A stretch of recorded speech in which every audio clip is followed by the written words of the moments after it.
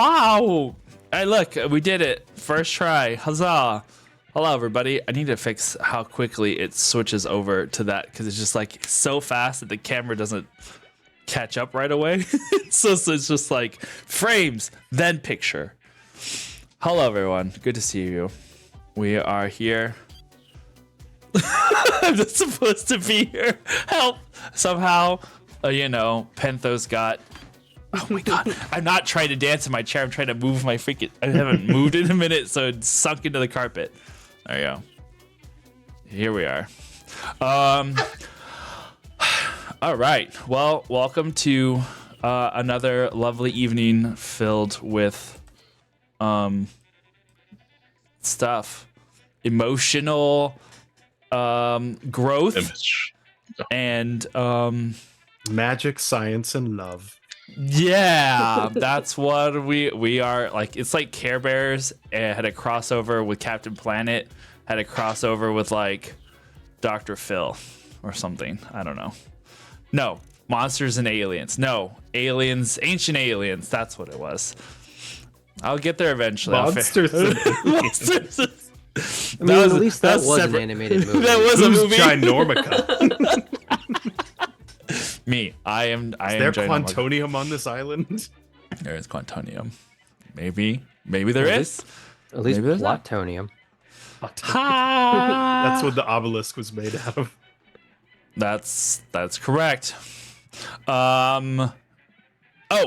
Announcements wise, we have a fun little thing coming to a stream near you, aka this one, next Sunday. Same time. We'll do the 7 p.m.ers, I guess. Again, we are having a little side quest. I don't know, a side quest. We'll call it, of something to do with Kindred. There's things. It's the funeral episode. It's finally happening. It's finally happened. Kindred finally pressed the wrong button, and he is now going to be buried. And this is just a you Google. He's not dead though. He's just buried. We're just burying him. I just dropped an event into Discord, so join our Discord and get the deets. Yeah, we're making up all short. Campaign 1, Game of Santos, Iskra, Artrin, Sonder, those characters, you will see a few of them coming back for a little birthday adventure for Marcus, aka Kindred. Yay! Happy belated birthday! Even though you're not here, but we're still. I'm gonna clip it and send it to you. Blow out those candles. He's gonna blow out something. All right. That's what happened, and that's why he's in a coffin now. So is that kind of birthday stream? Oh no! I mean, there may be explosions. I don't know. Avert your eyes. Avert thy eyes, and bring some will wipes. never be able to cast Wish. He can blow out his candle and ask for one on his birthday. Yeah, that's He's true. gonna need a wish. Also, I'll get him a present from Wish. It'll be like. I mean, wasn't Kindred's dad basically like if you got a dad off of Wish.com? Oh no! It's true though. It's or true. childhood off of Wish.com. Childhood off of Wish.com. Nah, for real. Or brother from the morgue. Ew. Yeah. Oh yeah, I forgot that's still gonna be. That's gonna be fun. Fun things to think of. I'm now 1 year older than my twin. Oh, no! That's terrible. Okay. Kindred journaled at the wrong moment in battle. I know. I'm feeling holy. Okay. Well, we are, I think, ready to go. What's up, BP? Good to see you. Hi. Oh hi. All right, I think we're ready to go. So without further ado, let's jump into tonight's episode of Age of sick Myth. new intro. Oh yeah, I forgot. That is a thing, isn't it? It is.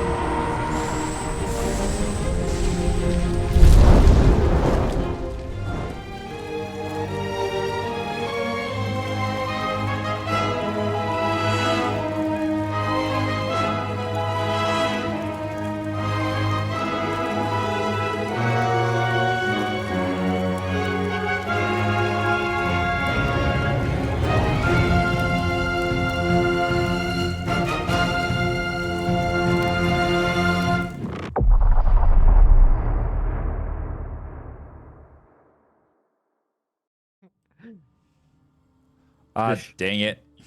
There we go. I'm Aaron. I'm in trouble. Dreamy, quick while you have DM powers. Give us all the magic, guys. Here we go. You think I Aaron's would do never something like been that? in It's gonna control. go.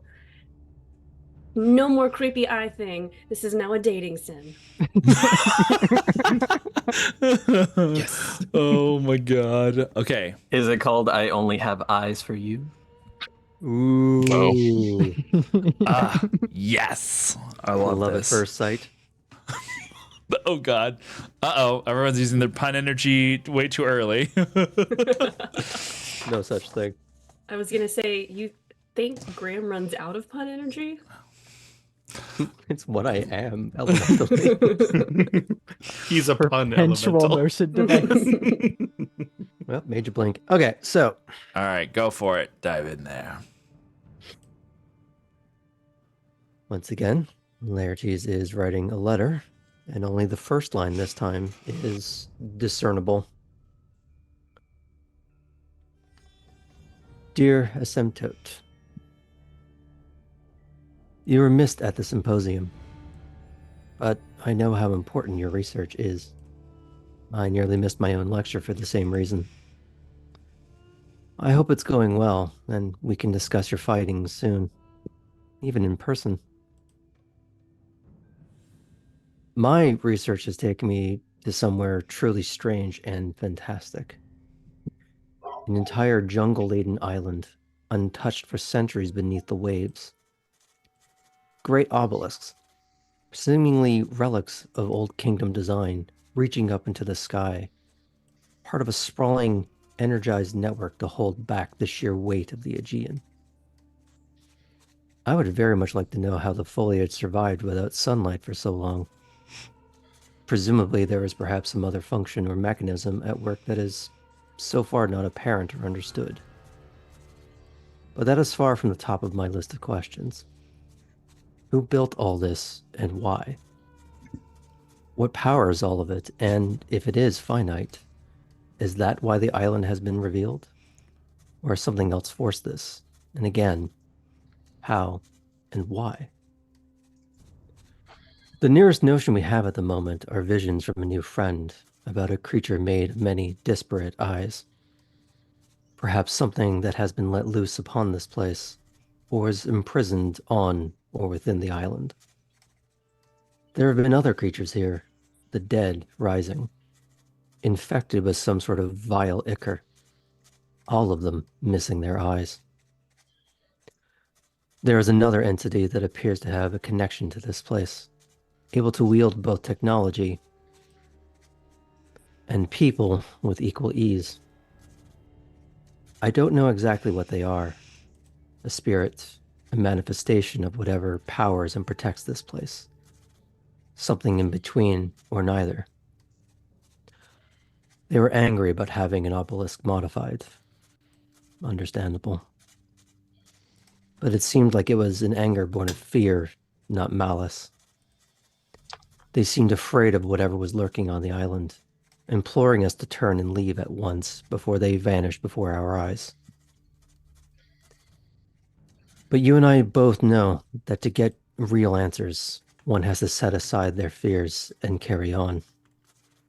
The truth is always more important than dreading an amorphous unknown. I don't know if I'm ever going to send this. Likely by the time I can, I might be able to simply tell you in person how all these puzzles were actually solved, and realize there were smarter questions to ask all along. But the exercise of writing this, to you, helps order my mind and set it to the tasks at hand. Thank you.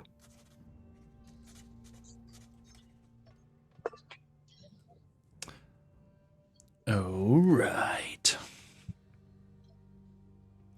Nice. Well done. Well done. Who was this stranger that he writes to? I guess we'll find out, maybe never. But maybe. All right.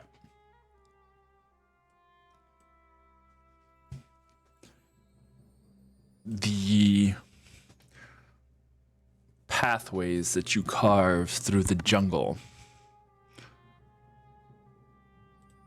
leave much to be desired as far as following paths go, as you basically are choosing routes of least resistance when it comes to finding your way through the underbrush.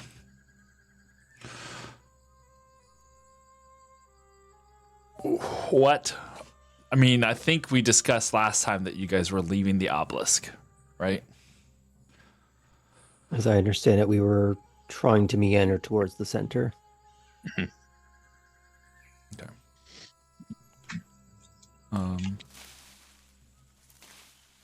As you guys make your way through the jungle, you can feel the heat start to pick up around you. It's not intensely oppressive like you would imagine from a jungle of this density, but it is still starting to pick up in that humidity.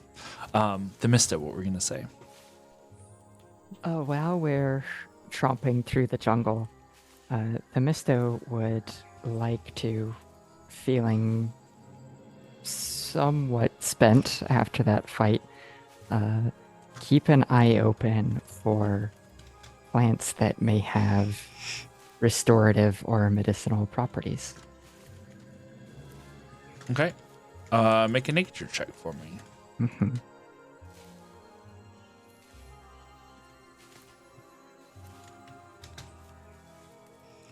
Themisto got a 17.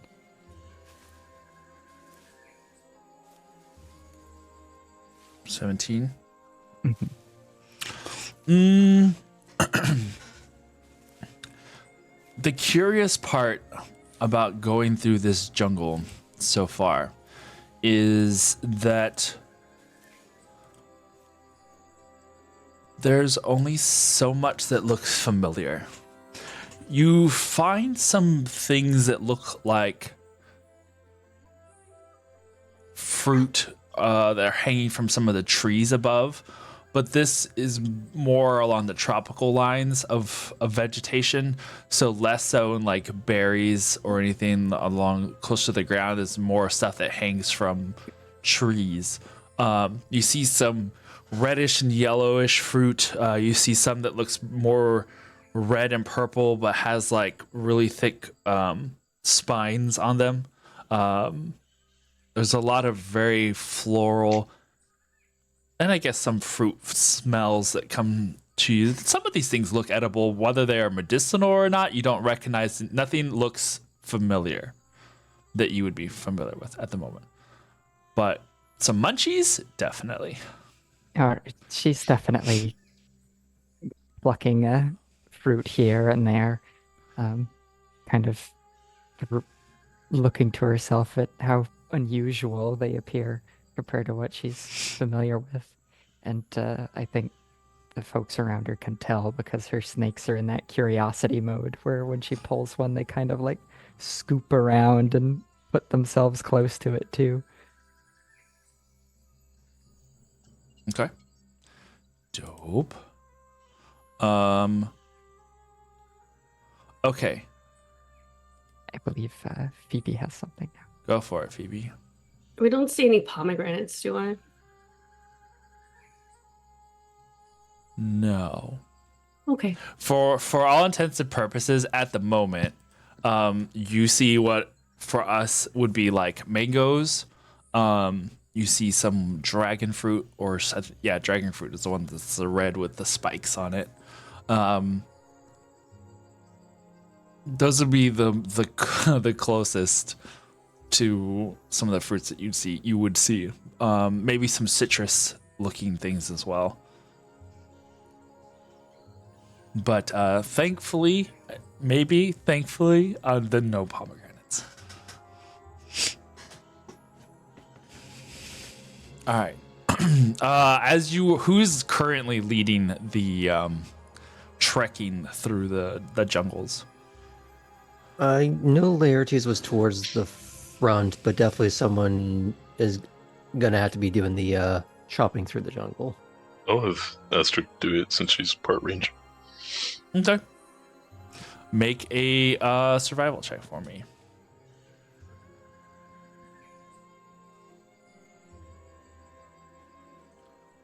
Do.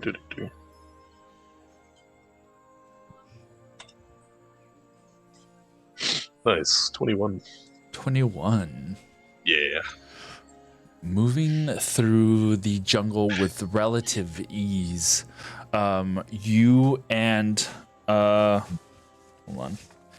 on. Octis kind of lead the way in chopping through some of the underbrush and helping the rest of the party as they trudge through the jungly wilderness and deeper into the center of the island. I do seem to recall that the last time we also had mentioned that there was the sound of like a stream or small brook of sorts. Indeed. Seem to be not too far off. Are you going towards that or navigating away from it?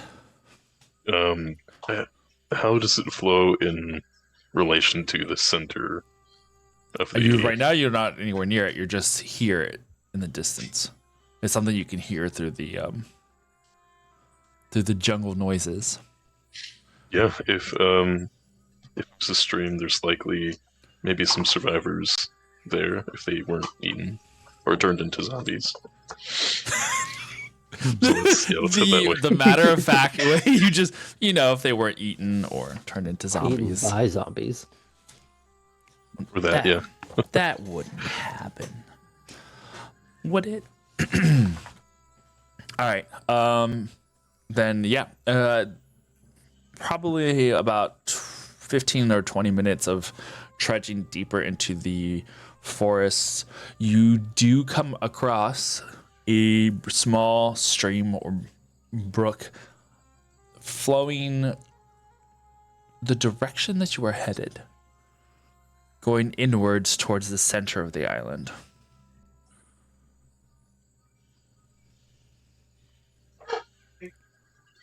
If we need to, we can stay here and rest for a bit, clear our wounds, and head out. It would be nice to get a drink at least. Go ahead, we're going to say Pentas.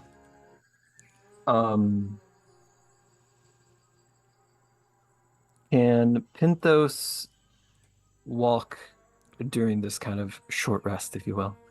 Walk up and down this stream and say what would be the equivalent of a prayer, but more conversational, to Lethe, like walking the side of a river, asking for that help when we got here to help my new friends in any sort of medicinal way.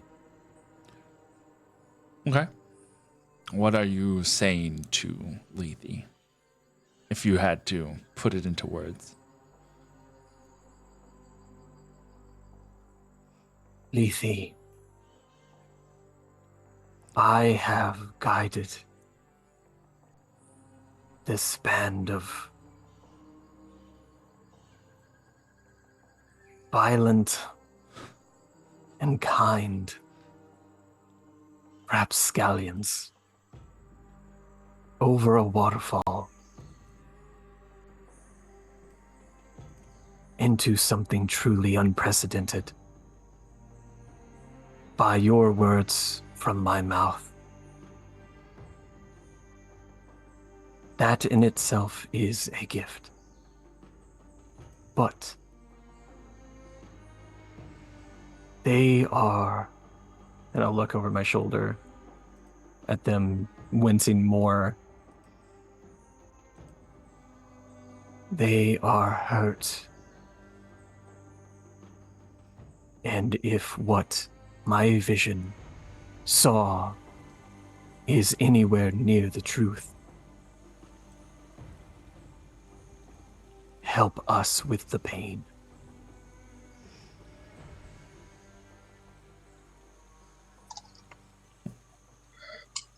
Okay. Make a religion check for me. Sure. Now, say you can add your proficiency to this. Oh, that's kind. Awesome. So cool. 6. Oh man. Beautiful. Did you roll a 2? No, I rolled a 3, but thank you. New stream, who this? Oh, You love a good wind up to just a terrible roll. For real. You as the water goes by, you see this clear, brilliant water as it navigates around trees and large rocks. You see your friends, your new companions, taking a moment's respite on a couple of large boulders that sit around where this little brook kind of just babbles around it as it heads deeper into the center of the island. And though you have spoken these words at rivers an untold number of times, perhaps it is just the you don't know if it's the size that matters in this, but you do not seem to make the same connection you normally do, although you feel that you are heard. Perhaps it is the distance. Perhaps it is this place. There is a hesitancy that fills your heart for a moment. As if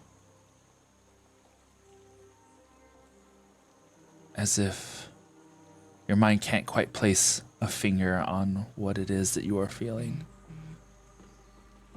I think Penthos will let out almost like a shockwave of the most isolated feeling for just like a second to everybody around. Themisto is cracking open one of the fruits in that moment and just like was about to go and pass it out and hand it to people, but she just kind of lets her arms drop and just stares for those few seconds. I think in a similar token, Laertes is sitting on one of the rocks, crisscross applesauce, trying to meditate and regain some amount of energy. And then just feeling like the wind went out of his sails for a moment. Just feeling a little more tired and expended like sometimes he does in the morning. And that it's going to be another effort to get back up. Just go right in that. Cypress happens to be looking in the brook at this same time, sees his reflection in the stream, and just happens to reflect on the fact that he's just seeing his own.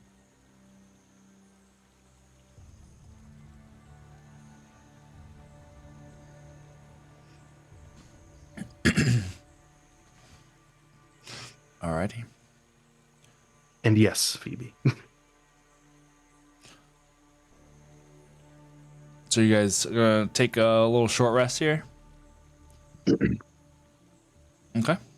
Onias and Octus say they are going to keep like an eye out from a few steps away, just to kind of keep make a little perimeter as they're gonna circle around your little makeshift spot, just to make sure that nothing untoward lies hidden in the bushes now that they know what to look for. Misto's gonna take a bite of the spiky fruit, and if she doesn't die from it, she'll give it to those two guys. Nope, you do not die from it. Okay. Here, you'll need some energy if you're going to be looking out for us. The hobgoblin takes the spiked fruit. Like, never have I seen something that says Sparta as much as this. And he just like The Visto laughs a little bit with straight it. up just like eats it like the savage that he is. Just like takes a bite, spikes and all. It has a spice to it. And he just keeps walking. Perhaps we can save some of the seeds.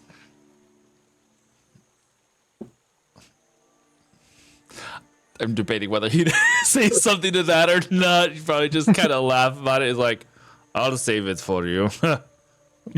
Just keeps eating the whole thing.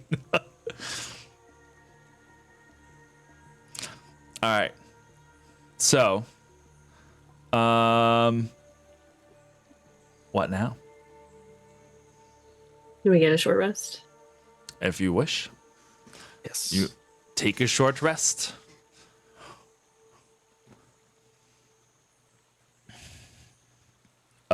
The human woman that is traveling with you guys, part of Astrid's crew, comes over to Astrid. Captain, how much further are you wanting to go? I know that you had said that you have a mission that has brought you here. But from what we have seen so far, there are plenty of trees we can use for lumber to bring back to the ship. You are muted, so I cannot hear you. Try it again. We can. We want to get to the center and find out what it is that is there first. There will be danger. I think once we have finished with that, then we can take the wood from here and bring it back to the ship.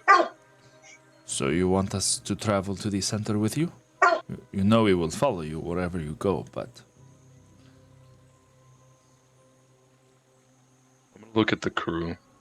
Well, you know, it's just Onias and Octus are the kind of like walking around the perimeter of the. Just those two. So yeah, they're not really within earshot. She's just come over to ask you. There's nobody else of the crew with you. It's just her. I don't want another person to die for this journey that we are on. Perhaps it is best that you all begin to take supplies back to the ship. We Well, can stop.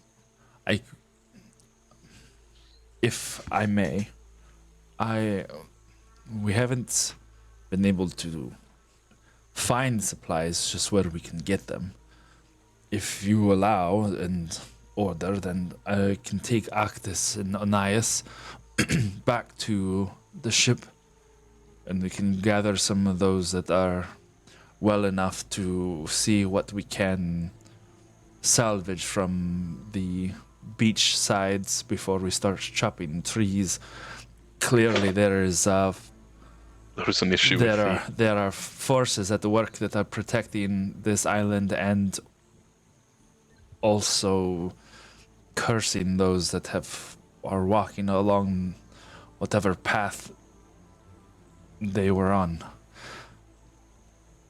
I ask you this not for my own safety or for those of us, but if we are to be ready to leave as fast as possible, then the sooner we can get to that, the better.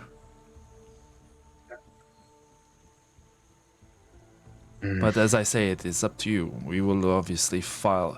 If you believe we will be of use and follow you to the center of the island, then we will do so.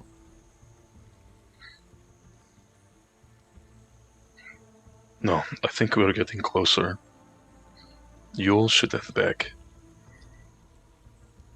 Get those who are able and be careful of those hazards we've come across so far. And make sure that if we see any glowing fawnish centaurs that we stay far away from them. Also, any dead bodies as well. In the holes in the shallow water. Oh, holes in the shallow waters as well. Yes. And this island has Whatever already else comes along the way. this island has already proven to be more of a pitfall than anything we've been on lately. It's kind of invigorating to an extent, even if dangerous. The DM, thinking back on the people that we had fought, did any of them have the colors or emblems of like the dolphin that we had seen on the sail?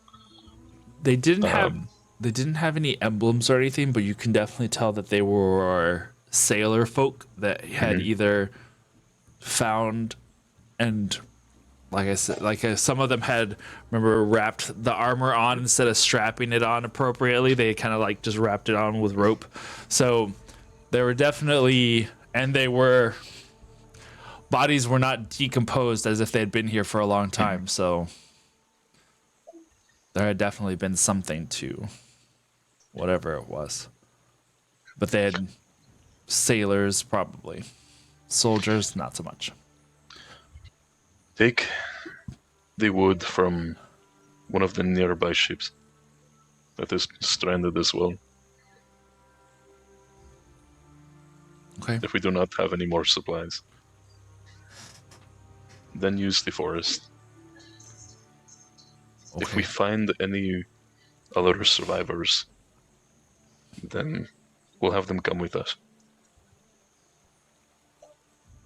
Okay. I will tell Actis and Onias then when they return around. Be careful. She stands up and kind of like straightens out her tunic and pantaloons a little bit. Okay. Of course. And as she finishes doing that, you see Octus and Onias coming through the forest as they kind of come back around from making a little circuit around where you guys were seated. Astrid will put her forehead to her crewmate and just in a moment be with her before letting her go.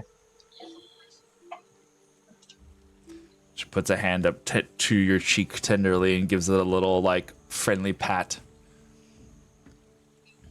Do not worry. We'll be fine.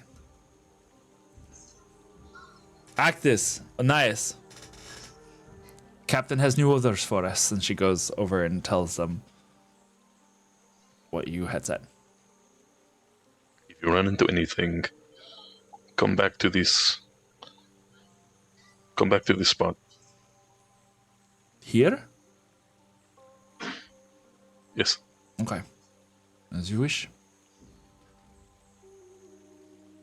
When we are done, we'll come back just to check. If not, we'll see you at the ship. Understood, Captain.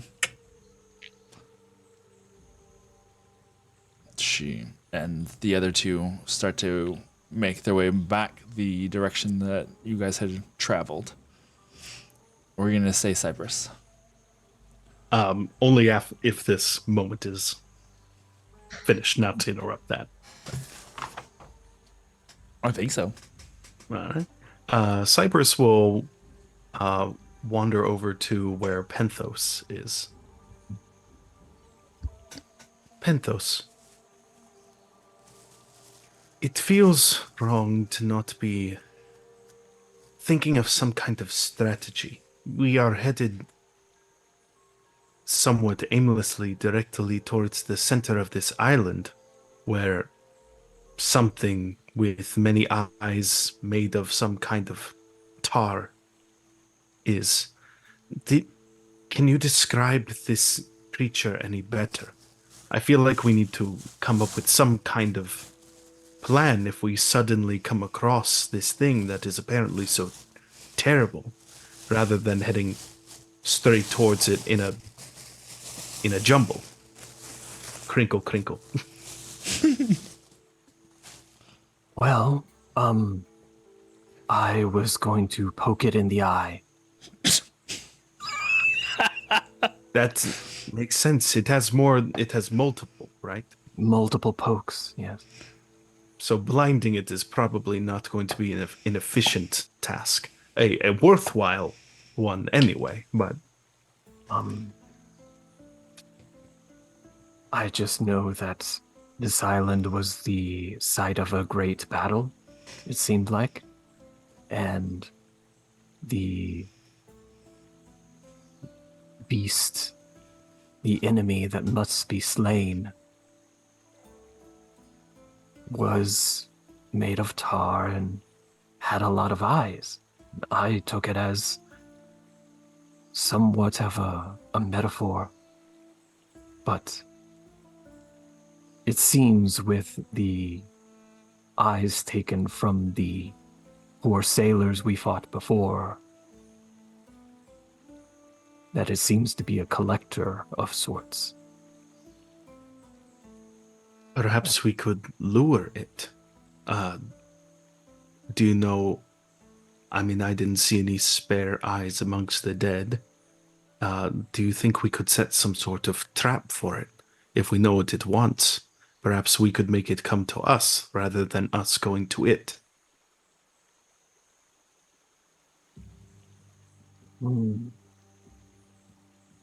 Anything that and it perhaps this is all we can do as of now, but I want to think of something. If we happen across this monster, I know I'm prepared to simply surge forth and bring all the fury we can towards it, but surely us being intelligent beings, we can think of something, at least a process. Well, I'm gonna look around just at like all the unfamiliar things and kind of pull out the card that I had and these kind of other old kingdom baubles and just kind of have them all kind of in these huge hands. We are surrounded by unfamiliar magic, technology. No one seems to know, and we are surrounded by walls of water where many have perished, and this is the site where we find this beast. Either it is waiting or it has found something monumentous, more precious than eyes. I don't know what is here. And I'll kind of relay again the vision of these kind of broken, almost machine parts floating in the sky. I think this is the site of something truly profound. So if we want to find this monster and what it cherishes, I think we have to uncover the secret of this island. Maybe before it does. But I can't think of any bait that would be more precious than the secrets this place keeps. I'm sorry. Do you seem to, at least, of course everyone does, but you seem to know a bit more about how all this stuff works, at least than me. Do you think, and we should ask Laertes as well, if we come across anything that you think could be used as a weapon, or, I don't know, something sharp, I mean, we have swords, we have our things that we are trained with, but if all of this is Im- impressive significantly and powerful, and it might not be for the intended use, but if we could fashion something that would make us more deadly in battle, that would at least make me feel more comfortable. I absolutely, to be clear, do not suggest we go back to the obelisk and start smashing things until they look sharp. But I don't know if you can recommend anything that you think would aid us, even if you don't know. But Penthos is going to close the gap between Cypress and himself. This lumbering figure. you are significantly taller than him. Significantly, yes.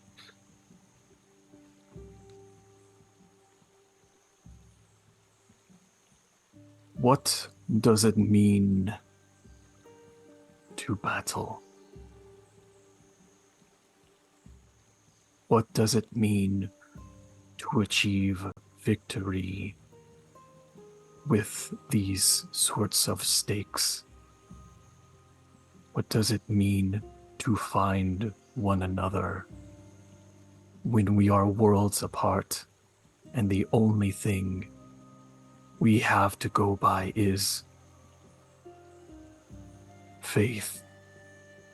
He's gonna get like huge finger, just sticks it right here on you. This is what's sharp. This is something that it does not have.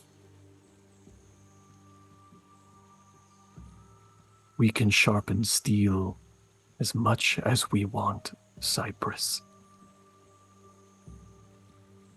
But you keep your wits, you keep your faith, not just in gods that are not here.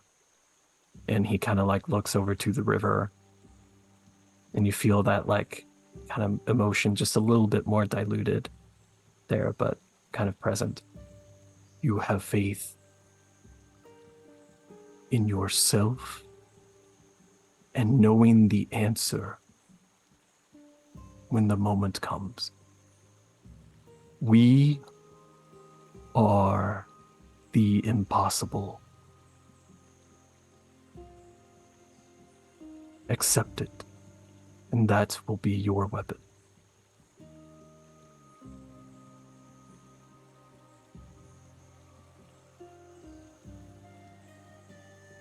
Fair enough.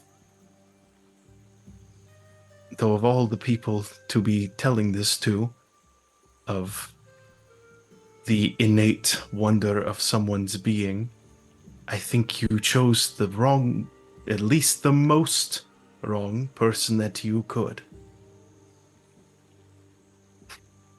What does it mean to be right? Don't get too riddly, I'm awful at these.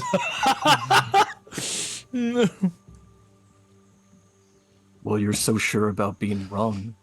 I thought you might just be as certain of being right. What I'm certain of is that the very reason that I'm out here is that I wasn't enough when I started this journey. And I seek whatever means here, gesturing to his weapon, out there, you all, gesturing to each of you, I can to make me enough. I am flattered, and I want to think that I take what you mean to heart. But I am looking for whatever will aid us in case just what's in here isn't enough. I don't know the river that you keep referring to, but if it means death, I'm not ready for that yet. because he's not there yet.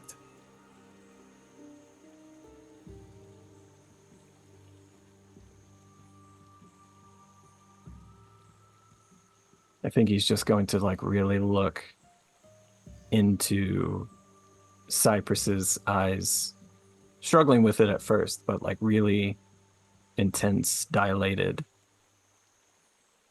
And in that way of kind of seeing your reflection in someone else, like they just want to say back to you what you said to them, but in a different tone, in a different context.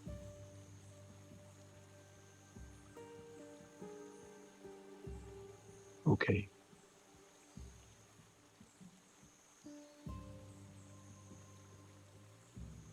I will watch your back. And if death finds you, death will find me too.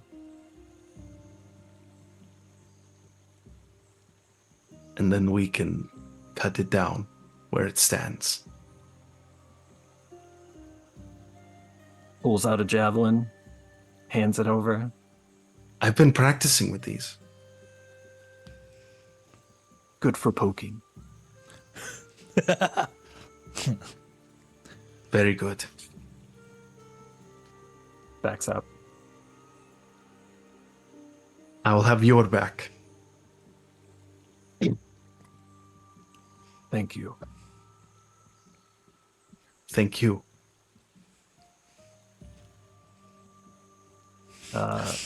Pinthos will mutter under his breath. Camaraderie. The Misto, what were you gonna say? I'll mutter, he uses such big words.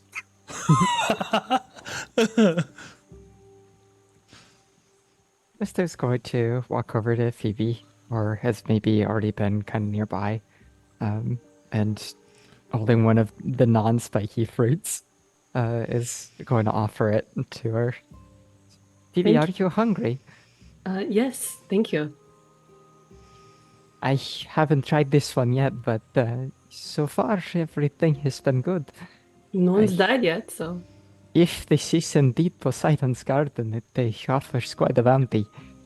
When we find him, we will have to thank him for all of this.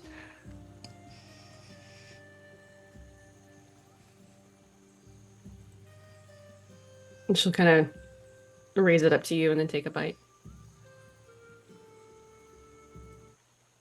So, you're the first to taste this unique fruit. What is it like? It's good. You just ate a mango with the skin on. The inside is good, the outside is better.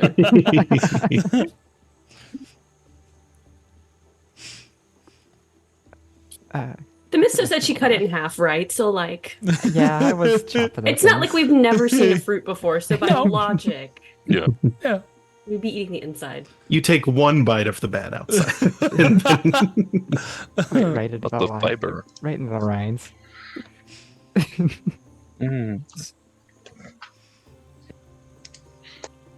Cavatanios, Laertes, what do you think? Are we going the right way?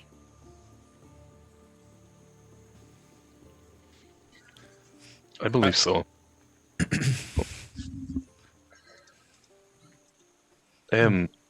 Could I see the fruit that you've been giving out? Yes, there's plenty still. And now that I've seen it, I will be able to pick it out more easily. She'll toss you one. I have a herbalism proficiency, which allows me to do like proficiency check on herbs and like the medicinal like properties of stuff. properties of fruits or plants. This doesn't really have a. Just I nourishment. was like, yeah, it's just nourishment. Okay. Oh, well, that one, I'll give you for freezies. So far, biting into any of these fruits, I don't feel my spell slots coming back.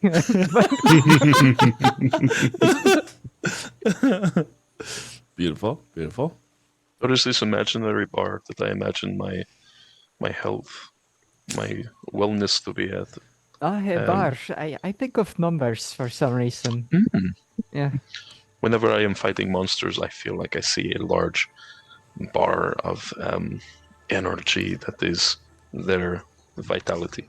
You know, then- in Mistress Agate's test, when I fell, I couldn't help but picture these 3 boxes flying above my head.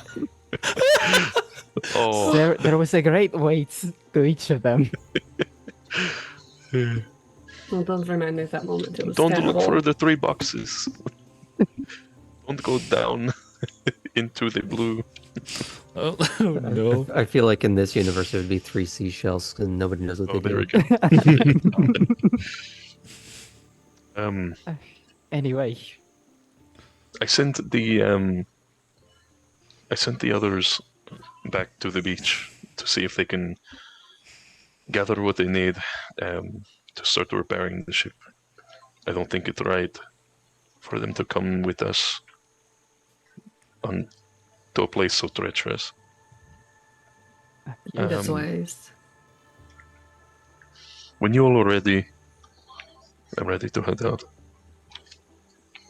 is it, Actios who we lost? The one. Ilios. Ilios. Yeah.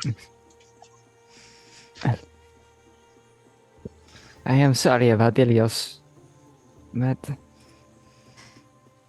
perhaps if Sharon should meet an able hand to help him with the ferry, I know he'll find no one more fit.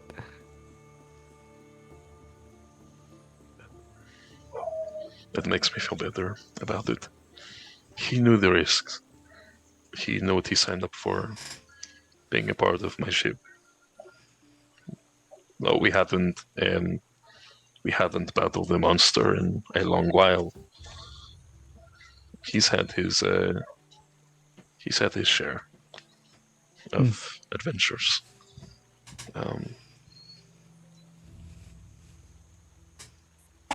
It's fine. Mr. will just nod. Thank you for praying for him back there. It is not much, but he deserved it. His singing was as good as his loyalty to Poseidon. So,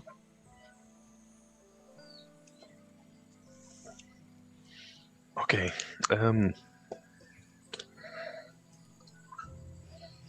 Would I have heard the conversation between Benthos and Cypress about trapping a monster? Probably. I don't think they were Yeah. being particularly quiet about it, and you guys were Okay. sitting all relatively think so. close. There are ways to disable a monster, a creature. Ways I've learned from hunting with Artemis. Though I'm unsure of how big this monster may be or the way that it moves.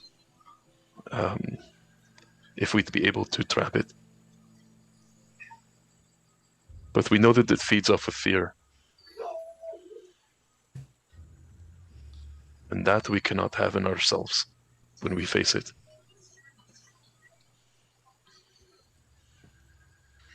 I do have. It doesn't really apply to more than one person at a time, but there's a technique I learned that a lot of paladins and soldiers use to kind of push back the fear. I think I used it when we were on the island with the Minotaurs. I don't recall how effective it was, but that was very much a test. But at least one person should be free of at least the innate fear. Gets the adrenaline pumping. You feel more heroic. Your war cry rallied us all. I could feel it when we were fighting against those minotaurs and the dragons at the very end. I will give another one then when we see the many-eyed monster. Penthos was a bit vague as to how big this thing was, but at least we should. He did a lot of Larger that. than a bread box. Behind Cypress, Penthos is just like, I couldn't tell if he means like its Questions. size fluctuates or.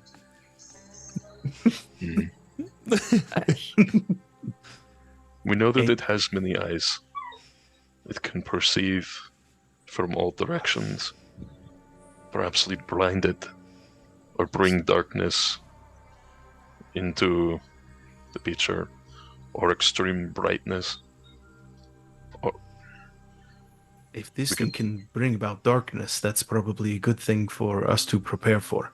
I actually am not great in the dark. Or perhaps we'll find the protector of this place again first. Though our interaction with her was mixed. Laertes, is she with you still? She seemed to take over your whole life force there for a minute. You see, during all of this, he's been kind of doing the shark thing of kind of being awake with one half of his brain and then doing something else with the other. And he's been almost napping sitting up while seemingly sort of doing something with the crystal as it's floating in front of him. There's this small flashes of prismatic fractalized light as he's trying to focus on something, and you see brief I'm trying to remember the right way to do this, blue shifted after image of his hand, and then red, and then blue, and then red, and it's as he's trying to just get something right. And he kind of keys in finally that someone's been talking to him, and he just sorry, no, she's not here. I would like to try and facilitate some kind of conversation with them. I just want to know more about why they're here, how they're here. This is a curiosity I share. Why they're able to so easily interface with the technology here and, well, use me like a puppet for a few moments. But that does lead me to another question, and he'll glance over to Penthos. Your card, one from your deck, you seemed to be able to force the machine to do, I guess, override some safety feature. It's the only way I can really think of it. Did you know it could do something like that, or? Well, the card has liberated me from some cages, and I know it could open doors. It was more just a leap that it could open whatever door you were trying, however complicated it was. Has it only ever worked on relics of the Old Kingdom, or does it have other effects on just iron bars? That one.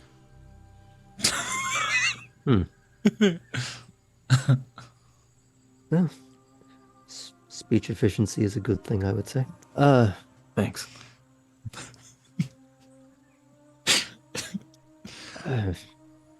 I don't really know what else to ask with that, but it's One thing I would like to draw attention to is it's not lost on me that you were doing your utmost to keep me safe during the altercation.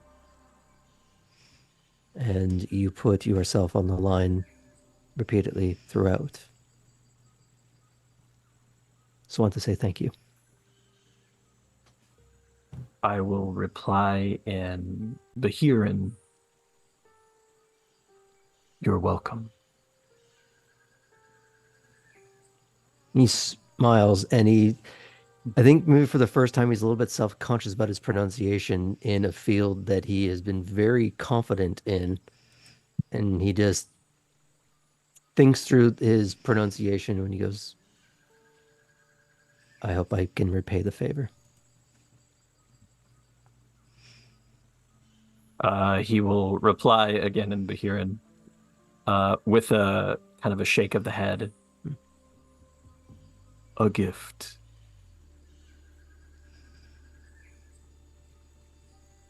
Kindness, then. He responds in kind. I guess it was to be a conversation for both DM and Genasi. Was his pronunciation somewhere in the ballpark of correct, or was it this absolute butchered pig Latin Truly version? terrible. Like, oh my God, man. Using the entirely wrong. Yeah, like wrong Wrong emphasis on the wrong syntax. syllable, Yeah. Just you really got to have this like glottal feature. It just wasn't present. You have to really vocalize the reverse double secret probation umlaut, or you lose the whole thing. It's true. The diphthong was a nice touch, but Just for you, buddy.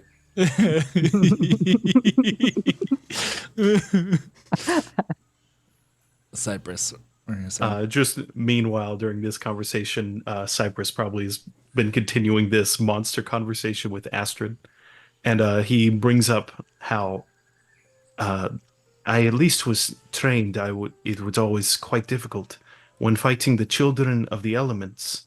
They have that kind of weird form that does not sit still.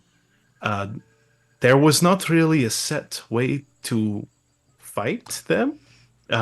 They could not be knocked over. They could not be held. They could not be stunned, certainly not through blunt force.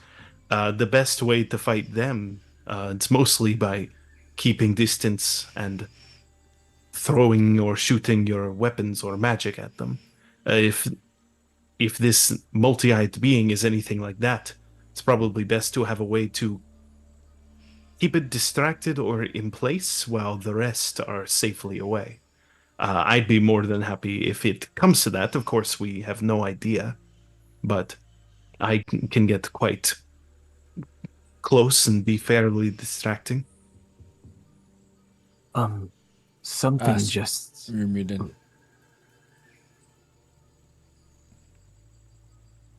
What did you say, Astrid? No, it's okay. A distraction would make sense. I've only fought beasts of the forest and large monsters of the sea, but never a monster on land, aside from the Eater of Hope that we'd faced. We had used the tactic of keeping our distance when we fought it. And if that thing is a child of this monster, then perhaps they have this similar way of fighting.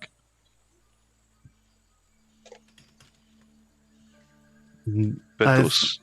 Yeah, sorry. Sorry. You look like you were going to say something. Pentos or me? Because Pentos was saying something. Pentos.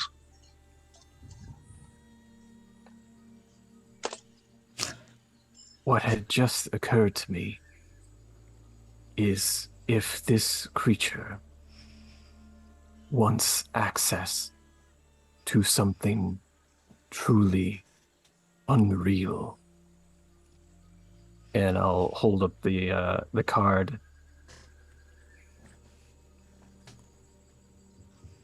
Maybe this is. Maybe I am the bait.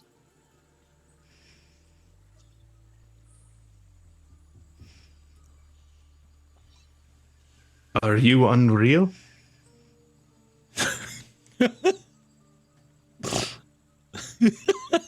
Don't you be confused, please. It was your idea.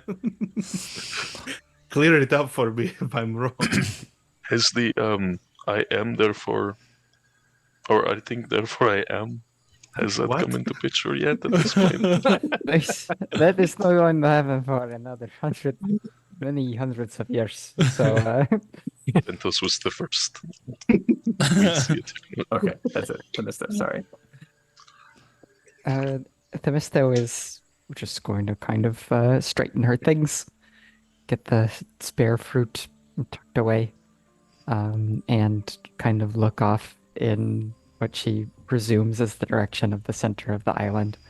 And then getting close to Phoebe and leaning in so only she can hear, she's going to say, Capitanio said we would need to keep fear out of our hearts. You know that won't be a problem for me. And she's gonna squeeze your hand real briefly, and then kind of look to everyone else and saying more loudly, are we getting ready to go? Before you're able to say that to everyone else, Phoebe is going to squeeze your hand back and kind of like wrap her arm around yours for a second. You know, I was thinking the same thing. I think See, so. a little bit of a sneaky blush. And so then there's a slightly different tone in her voice. So just, okay, are we ready to go? Yes. I think so. Not taken much else on- planning to do based on the information we have. Taking on the ether of hope, and we survive this. We defeat where it came from, and we find any others that may have been birthed from this monster. Let's go. Laertes, were you going to say something? It's not relevant now. Don't worry about it. Okay. As you guys then pick up your stuff and start to walk along the banks of this little creek. I'm assuming that's what you're doing, by the way. I don't know. Okay. Yeah, walk along the creek towards the center. Okay. The further you go along this little path, the more you see that there are almost like natural occurring springs that seem to be joining with this creek. The strangeness of it is that it doesn't run outwards towards the ocean, but then at the same time, perhaps this is part of what makes this place so unique, despite the fact that you know that this place was underwater days ago, or at least so it would appear. You no longer come across any sections of jungle that are, I guess, underwater deadlands. Barnacled. Barnacled sections. I will say that as you continue deeper into the center, you do come across another obelisk. This one kind of cracked and leaning over, supported by a large tree, as if the tree itself had at some point burst from the ground in order to support this pillar. It's a strange and unique looking situation,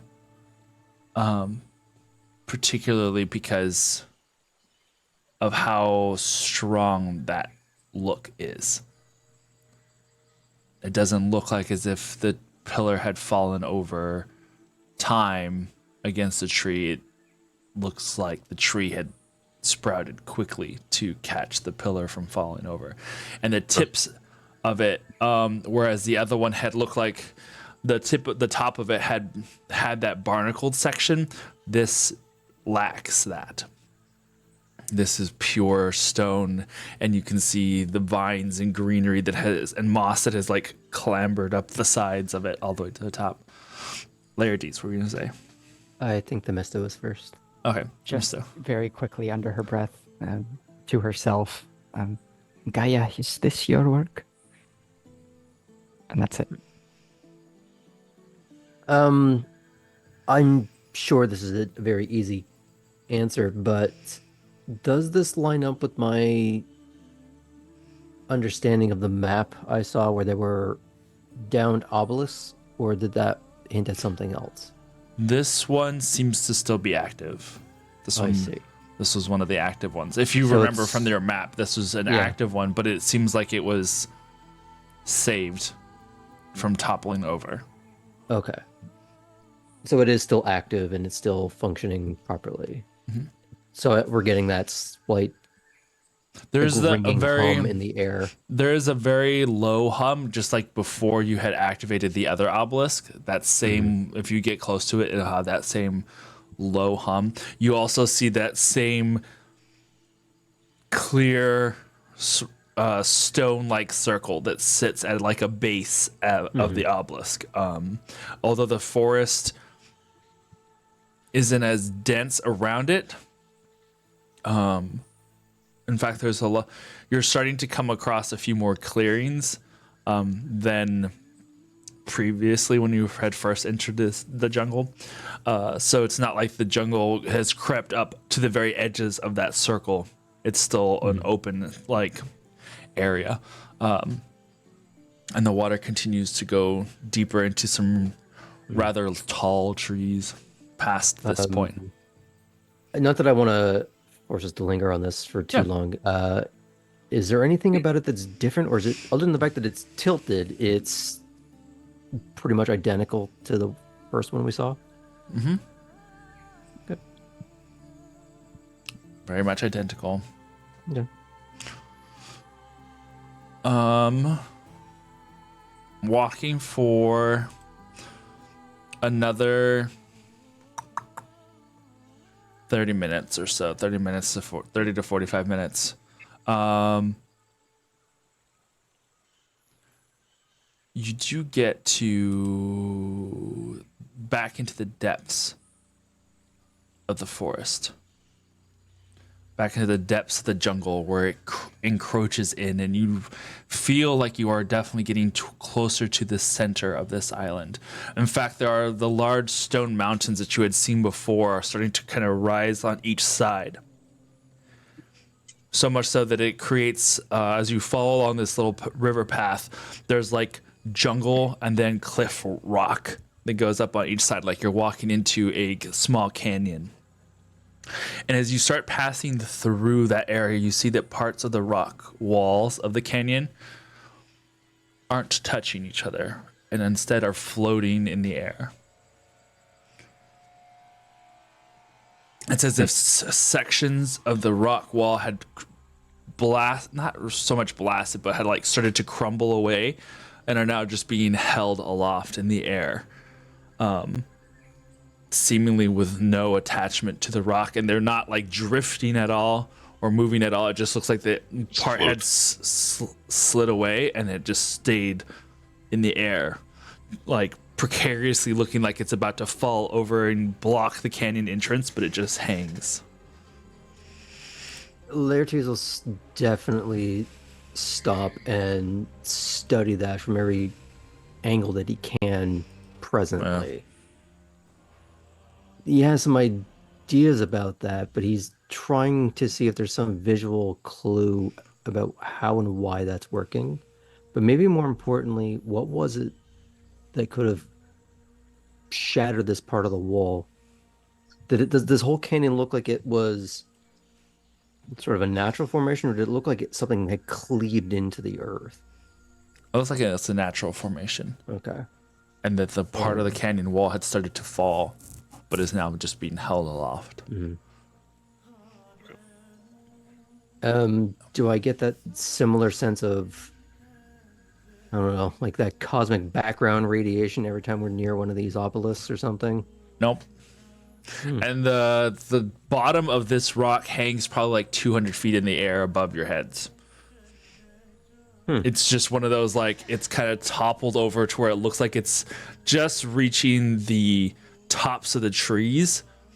But you, as you've been approaching and walking past it, you can see that it's just not in contact with any of the rest of the wall that it had clearly fallen from or had started to fall from. My one follow-up, just so we can move along, is does he get a sense that this is an effect of gravity or an effect of time? It would have to get closer to Okay. determine. Fair enough.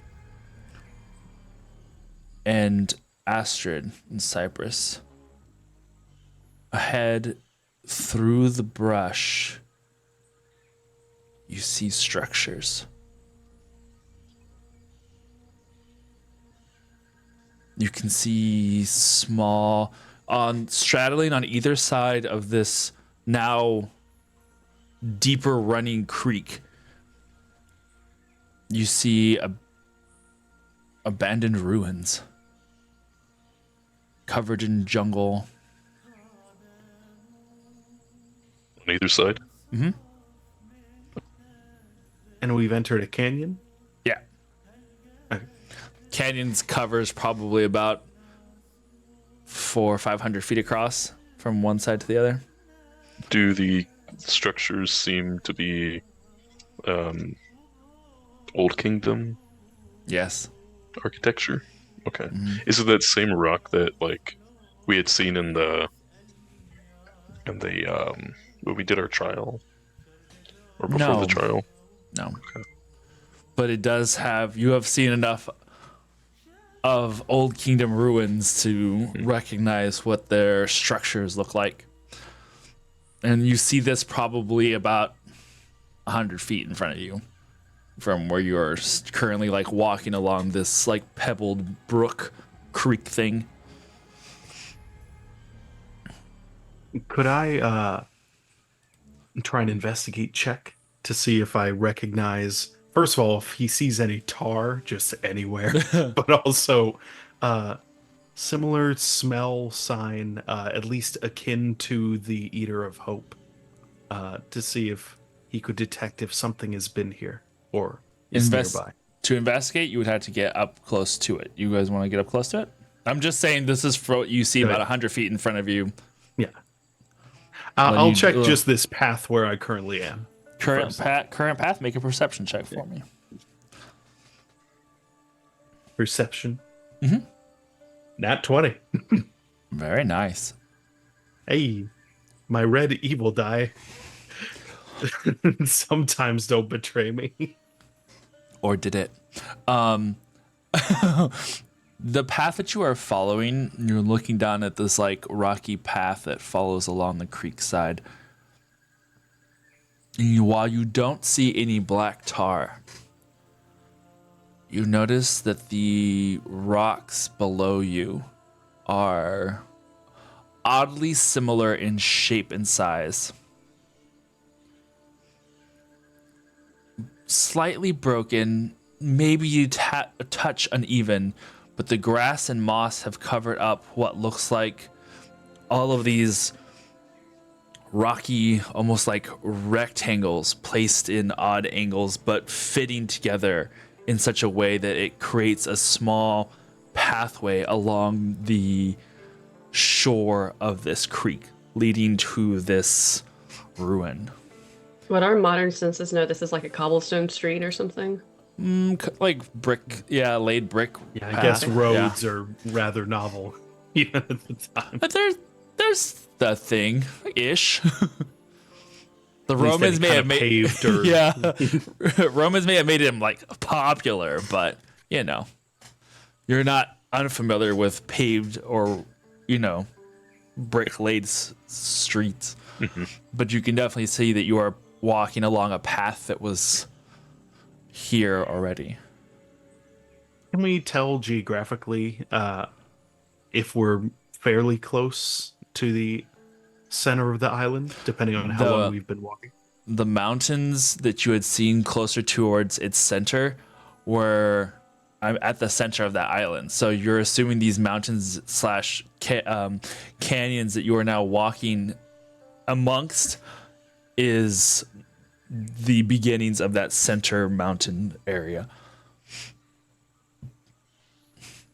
Well, at least this does seem to be a point of civilization.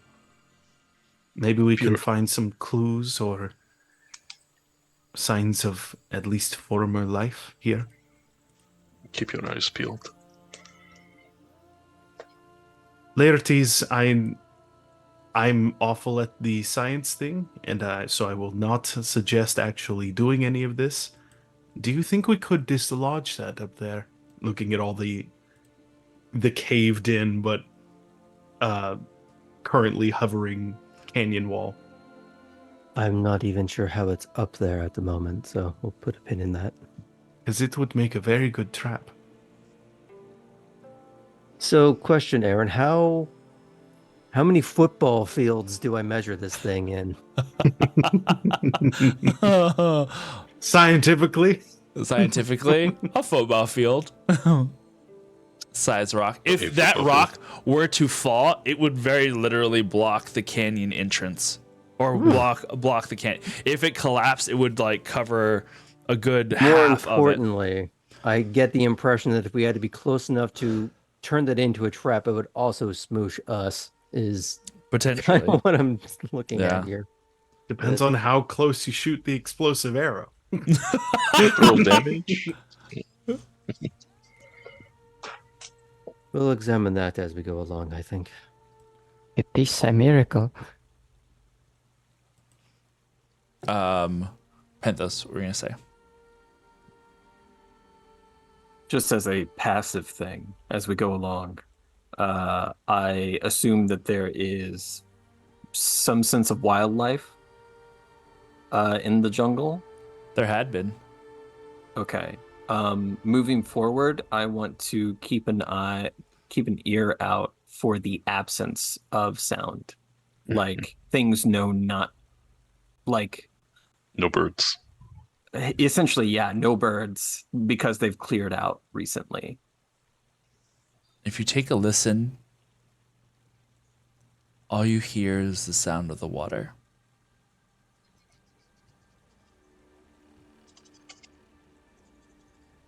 You remember specifically whenever you had been speaking at the water, a few miles back or whatnot, there had been bird sounds. But now you just hear the water.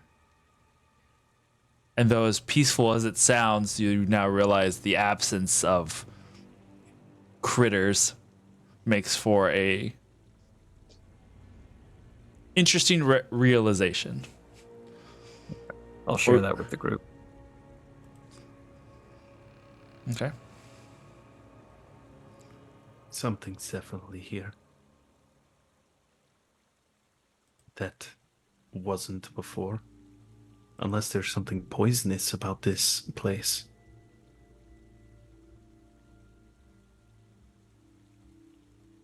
Where is the closest obelisk to where we are at? You passed it a little. It was the one that was by the tree, probably about like in 30 minutes back. We don't see any that are heading that way, towards the center. Not currently. No. Not Could in I this ravine. extrapolate what I remember of the map and kind of grafting where we are onto it to get a sense of where any of them might be? Make a history check. Okay. Turning your inner eye to the map that you had seen. 25. That'll be the best roll I do all night, and it won't do anything. You remember that there were several red spots where obelisks should be closer towards its center. Mm-hmm.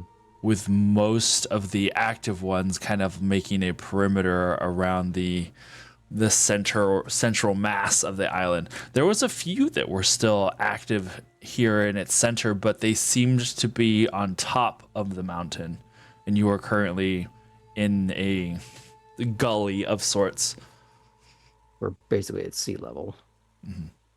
Got. I will relay that. Perhaps this creature deactivated the obelisks that are nearest to the center. That is why our centaur friend is fearful. She cannot help. She cannot access this part of the island.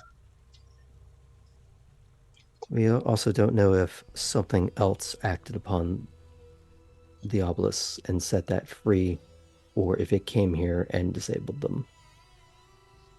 I think if we were to re-enable, is that a word that we would have said in ancient Greece? The obelisks, perhaps that would give her and us some power against this beast. We saw the immense power that it was able to unleash upon that small part of the forest. Maybe we can do something similar with an obelisk that is nearby. Or if we can find one. Oh, either way, we have these ruins in front of us, so should check out those before we conjure a plan. I think the only thing to do is go forward. Let's scout the area. So, which side would you like to approach? So we'll say heading towards the center of the island, you have either the left side or the right side. Don't tell Greece story of trying to stick to one side or the left. It's not gonna be good. What does the left and the right look like? They both seem to have an equal amount of structures. Some of the first few buildings hidden amongst the overgrowth. The one on the right side has some that like dip into the water itself as it goes by. A couple of rectangular structures that are buried in trees and tall shrubs and bush. And then the ones on the left, you see some similar, some larger structures, and then a circular dome-like one. I'm intrigued by the circular dome-like one. Yeah, that would have to be. I think it would be wiser to not get trapped in the water. Ventos, what side of the river do you always see yourselves walking along? Oh, what an interesting question. The left side. And that is where we go. I also think that going where the structures are near water are probably those who need the water's power for milling or maybe the day-to-day. And I don't think we will find the answers there. The dome seems something special. Does the dome feel like a gladiator's coliseum kind of feel, or is it just Epcot. it's just a circular dome? Or snow globe. It is not Snow globe. I'm assuming that you guys are talking and walking kind of thing, or are you staying a little further away? The closer you get, you realize Running and shouting. yeah. Monster, come get us. We're nice and tasty and well seasoned. The dome is less of like a circle as much as it's like, it almost, now as you're approaching it, looks like it would be a large boulder that was half sunk in the ground. It is not a perfect circle, but it's definitely deliberate and looks like an abode of some sort. In fact, you can see as you're getting closer to it that there is what appears to be a large doorway on one side of it. There are rubble pieces of stone that are completely overrun by moss and vine that look like they had been other things that are kind of around it. Behind it, you can see what appears to be the start, or what had been a building, but has now been collapsed and crushed in rubble. And you can see that this is a path that goes across the stream and has collapsed 3 other buildings on the right side of the behind the ones that you had initially seen. So it's almost like a swath that had gone across from one side to the other of just like had been standing buildings and now have recently like just collapsed by sheer force of destructive power. Recently? Probably. Maybe. It doesn't look like it's been, the debris doesn't look like it's been overgrown. Right. Yeah. Okay. That's what I was going to ask. What were you going to say, Laertes? 2 questions. One, as we get a little bit closer, do we see any kind of writing, anything kind of official on the sides of any of these buildings, or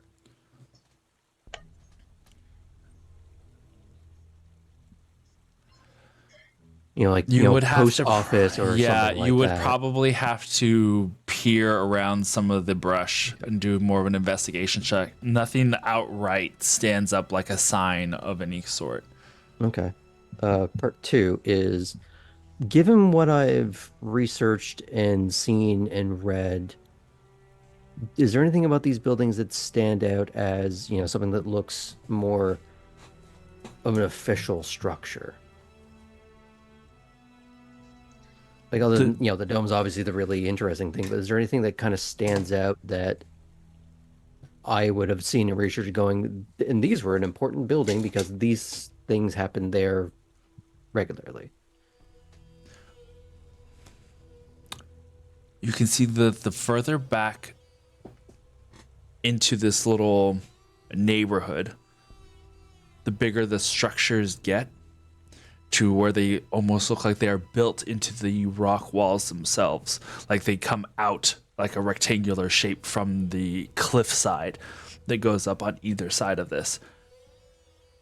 And though it's hard to tell from here because of structure and jungle, it looks like there's something more massive and built further back from here.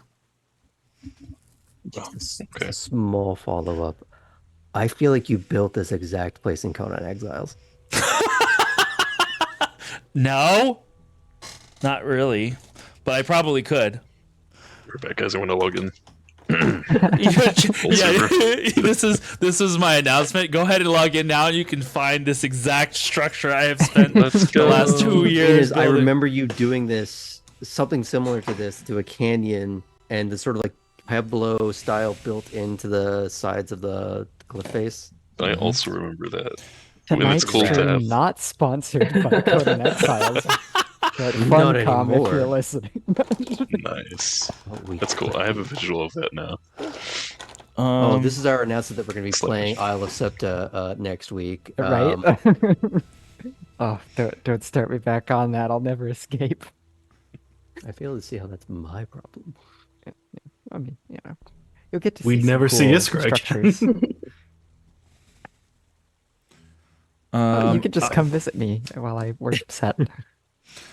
I have drawn out a small version of this on my notes so that I have my notes, but I'm going to try and do a quick sketch here on this map real quick so that you have This is Kate Winslet.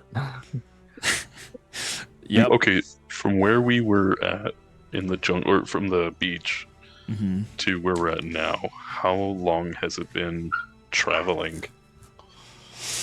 Like, if we were to need to get back to the ship, how long would that take? About 2 hours 2 hours, okay. ish, Okay. probably. 2-ish hours. Yeah. crew is already dead. No. Just curious, if I open up my compass, does it have an obvious direction? It flows in that same donut shape, but like a donut shape that has a little bit more of a pressing point towards deeper into this canyon.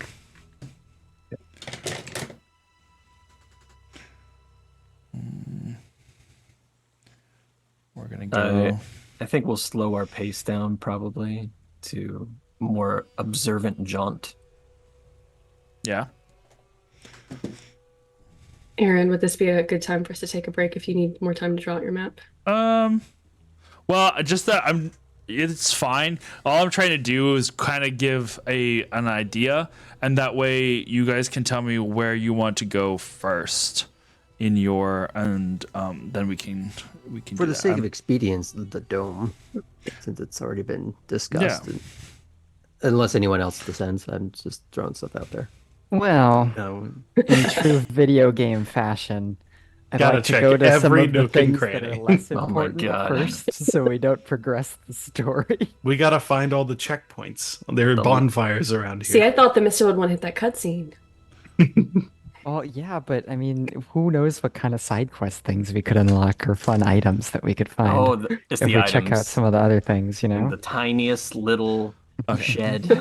Maybe There I could can be a find the house. draw point. There to could be restore my hills of spells. gold with a single lamp standing in the top that says "Don't touch anything." I'm just thinking this dome is actually like the concrete sarcophagus thing they poured over Chernobyl. I know, right? And we're gonna go crack This the is seal. super radioactive. Don't go here. I'm down. Like, I'm totally down to go through everything.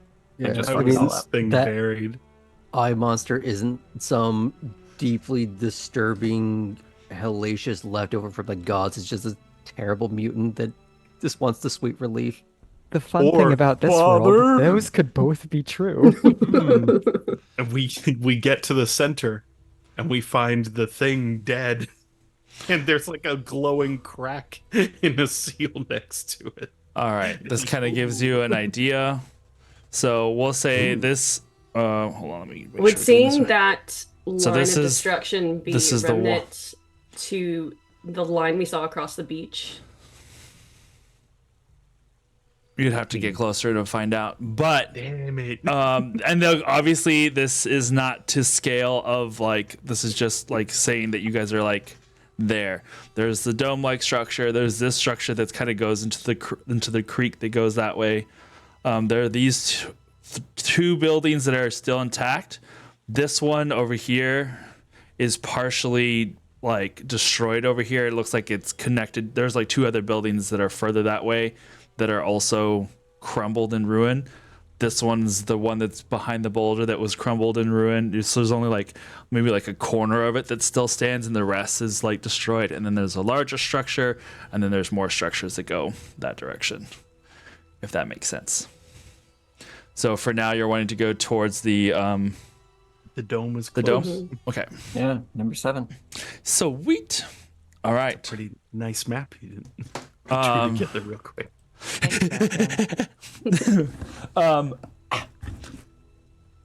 As you approach this small dome structure, Okay, so this it is a goes- small dome. I was still It's- thinking like it's Epcot still- size. No, or, no, like, no. Stadium size. No. This is like, because the to wall of the canyon is about like 600 feet, 600 feet. It's not super large, but it's not a close canyon structure itself. This dome goes probably about like 30 to 40 feet across. Yeah, so it's a small, but it's like someone who would try to build a hut, a circular like dome hut, but also try to make it look like a boulder. It's very clearly designed in some parts, and then other parts it looks like it's just a rock. But you see that there is like a small covered awning that extends maybe like a foot and a half, and then there's a doorway underneath it. And the rock itself is already like 3/4 of the way covered with moss and growth. It's just been slowly climbing up the side. You can see that there are, it looks like some sort of colored trim that kind of goes around the halfway point, as if like some sort of colored decor of the house, of the dome that kind of goes all the way around. And then there's the rubble around its side. And as you approach from the door, the fawn-like centaur emerges. And she stares. She's so ghostly. Very much so. The door has not moved. She just apparates through the surface of the door to stare at you from this dome. And she looks at you with the saddest of eyes. And that's where we're going to go on break. I was going to ask one question that's very Yeah. relevant. On a scale of 1 to Penthos, how sad? 1. And she looks pretty sad. Oh no, Iskra, what have you done? The layered pun of my dear Ted. Oh, that is really good. All right. Oh, well, we're going to go to break real quick, refill our drinks, take a little potty break, and we'll be right back. Don't go nowhere. Is this real life or just a fun?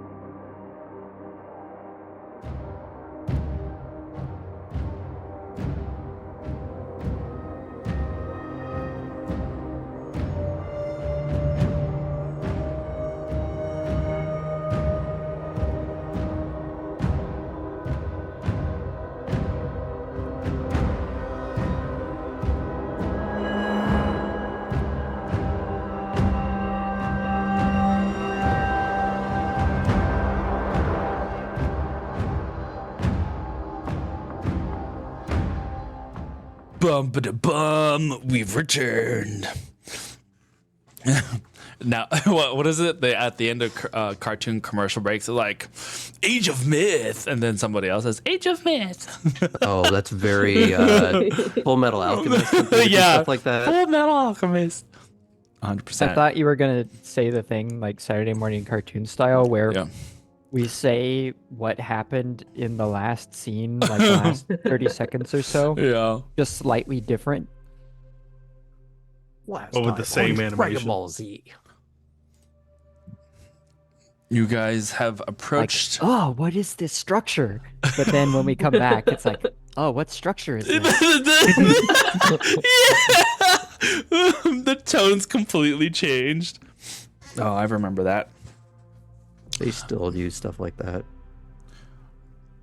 All right, bye, LV. Have fun. Be careful. Oh, bye.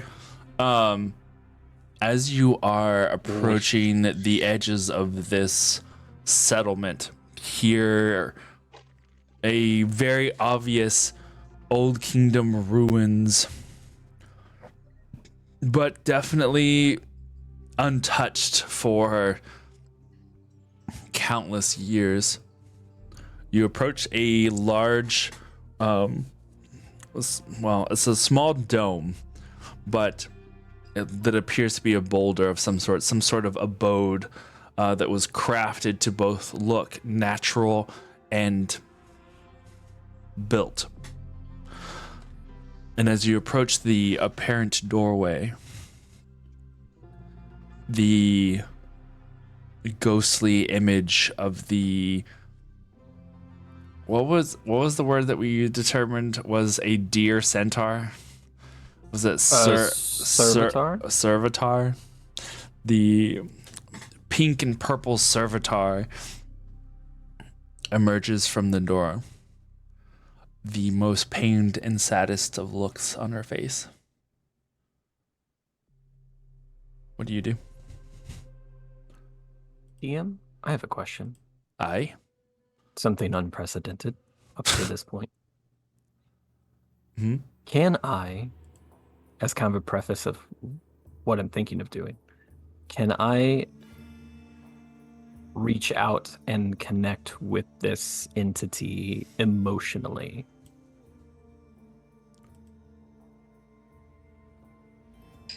I don't know.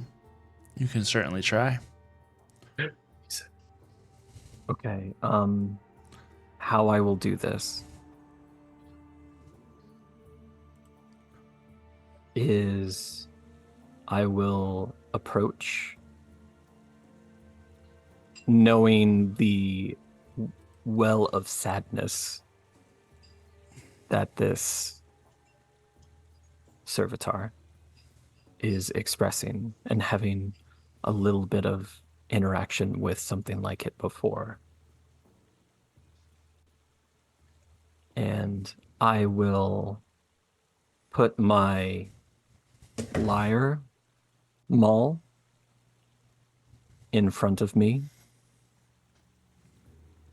and I will show that it is from like Old Kingdom tech. Mm-hmm. And where there are no strings, I will kind of, as like this kind of show and tell, pluck one that is how I want it to sound, which is this anguished,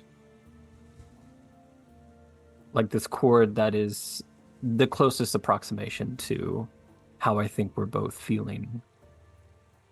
And then play another one that is hopeful.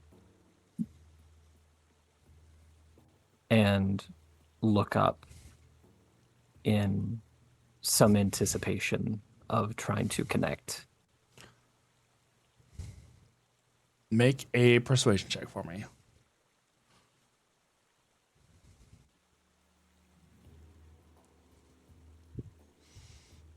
Okie dokie.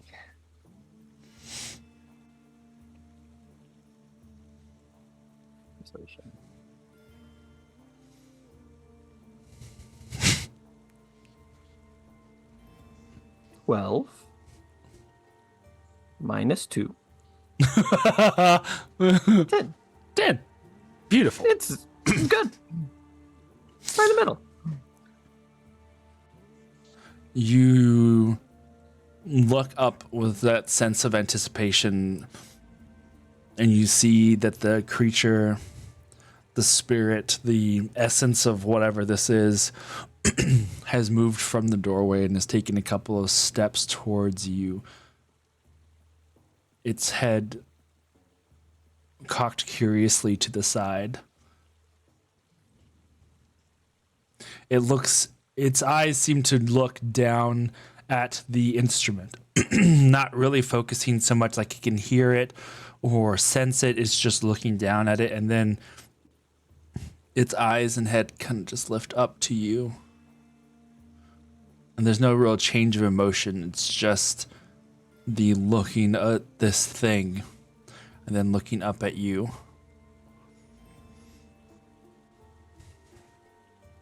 And then it looks at everybody else. Larities? Would it be okay to say a little bit of retroactive continuity here of as we started to venture into this village remnant ruin, that he could have been ritually casting comprehend language as we started to walk through? Sure. Okay. And just as a small follow, does this appear to be the same creature or another one? Like, okay. I don't want to intrude on Penthos doing his overture, so I just... What I will do, since there seems to be a bit of a show and tell, is I am going to let the crystal sort of float around my hand, kind of following this little orbit, seeing if maybe that triggers some kind of recognition or understanding.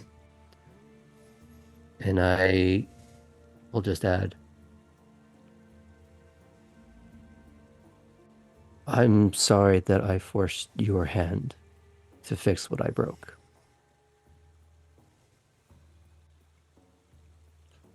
As I say in their language, presumably. Like a like a deer that is tentative and curious, she takes a couple of steps forward, leaning forward.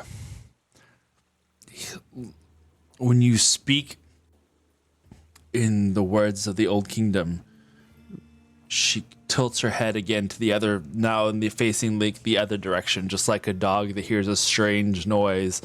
It just kind of like goes from one side to the other as if trying to like ascertain. She like again takes a couple of slow, careful steps. And you see that even though her small, delicate hooves place themselves very carefully over the ground, they don't make contact or disturb anything that she touches. So it's like she'll step on a leaf, but the leaf doesn't like crack or move or bend to her weight. It just touches it. And she just carefully steps closer. And her eyes, you see now, are no longer focused on you, Laertes, as much as it is the crystalline device that is floating around your hands. I will slow down the orbit just so it's floating sort of like above or in front of his hand to make it easier for her to inspect, since that seems to have gotten the attention. Cypress or Phoebe, I didn't see which one had the hand up for. You can go.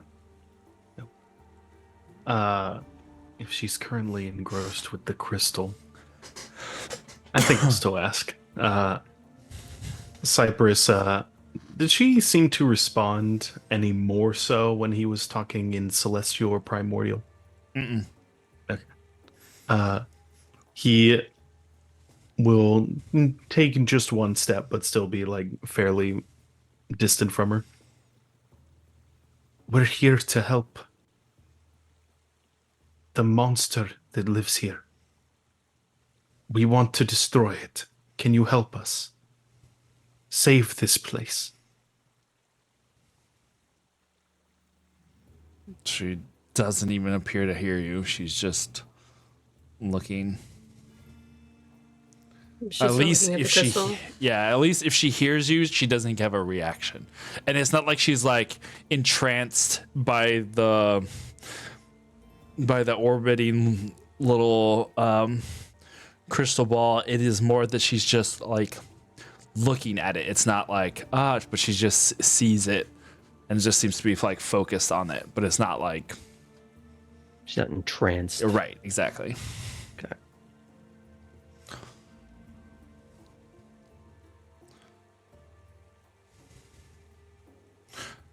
Perhaps we just keep searching. She, I guess if she wants to communicate something, she'll do it. She turns her head to Laertes, and then looks over her shoulder back at the dome that she had come from.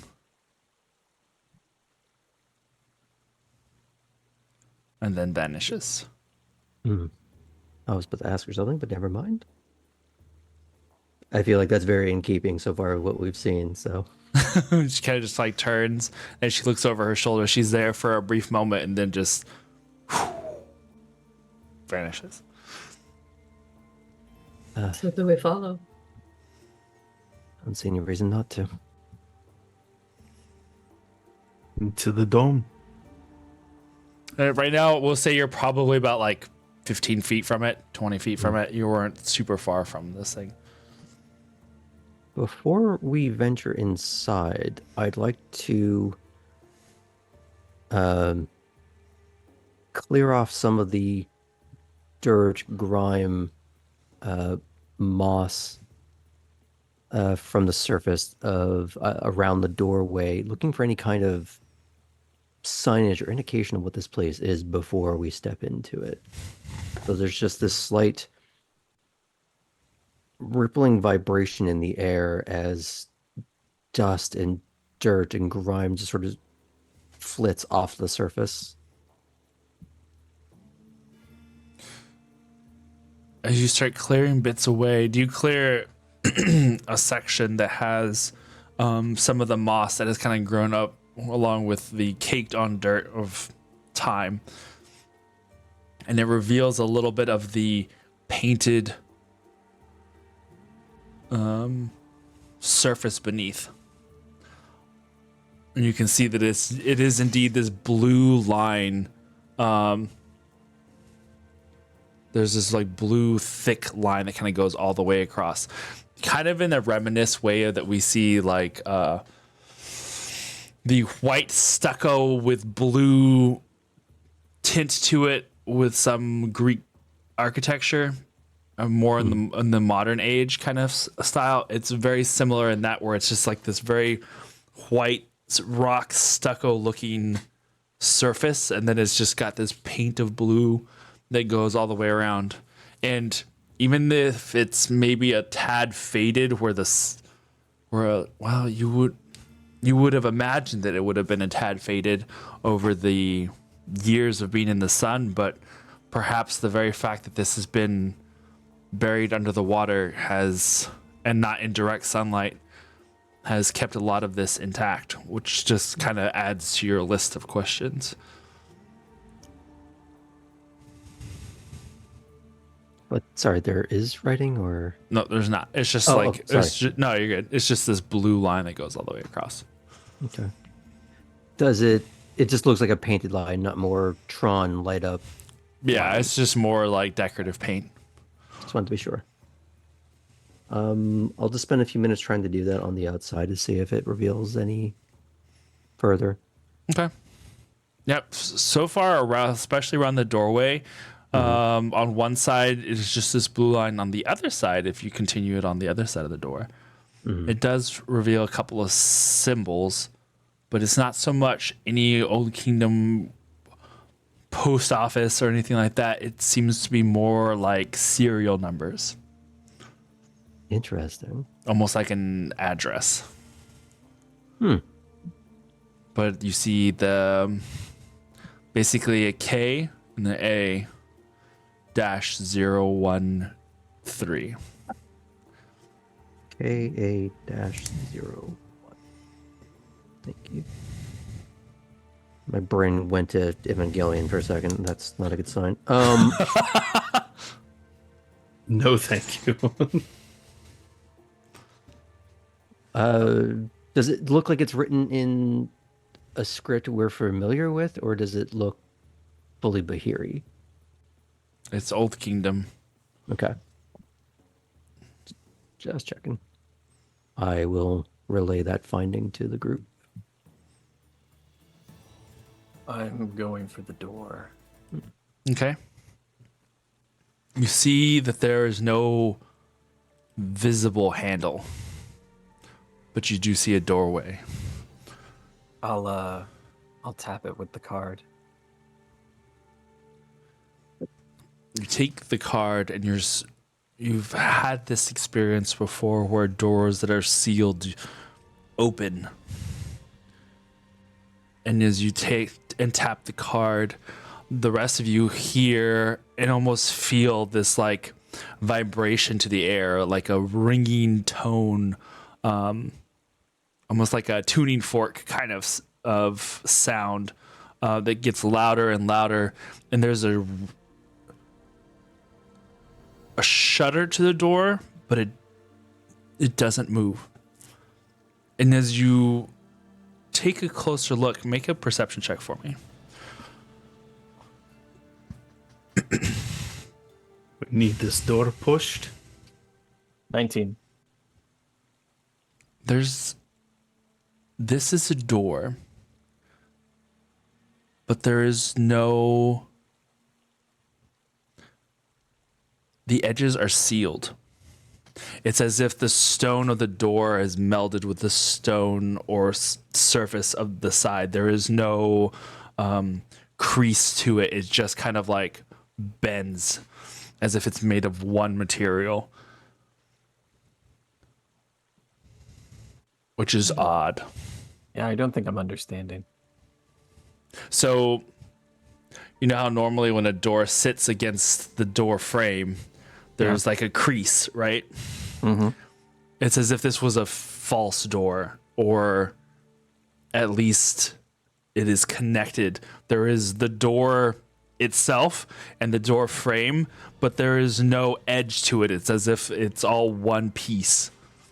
But it kind of shook and wobbled like it was. It struggled to move but wasn't able to move. Did the entity stand in the doorway or just outside the door? It came Shouldn't be my through. image. It came through the door, like it So just it walked through a solid object. It walked through a solid object. Okay. I'd be willing to And it try is a and solid force- object. It seems solid, but there's I'd be something. willing- Sorry, keep. No, there's something about the way it shuttered that makes you feel like it is a thinner section than the rest of the building around it. It's just for whatever reason, it's like the door was sealed. Oh. I'd be willing to try and force this door if no one objects. I'll help. Perhaps there's something else around here that could help us figure out how to open it in another way. There may be another panel, like with the obelisks, that I'm just not finding yet. Yeah, That's true. Penthos, you know that from your experience, panel or no panel, this usually works to open a door. There is something else that is blocking the door from opening.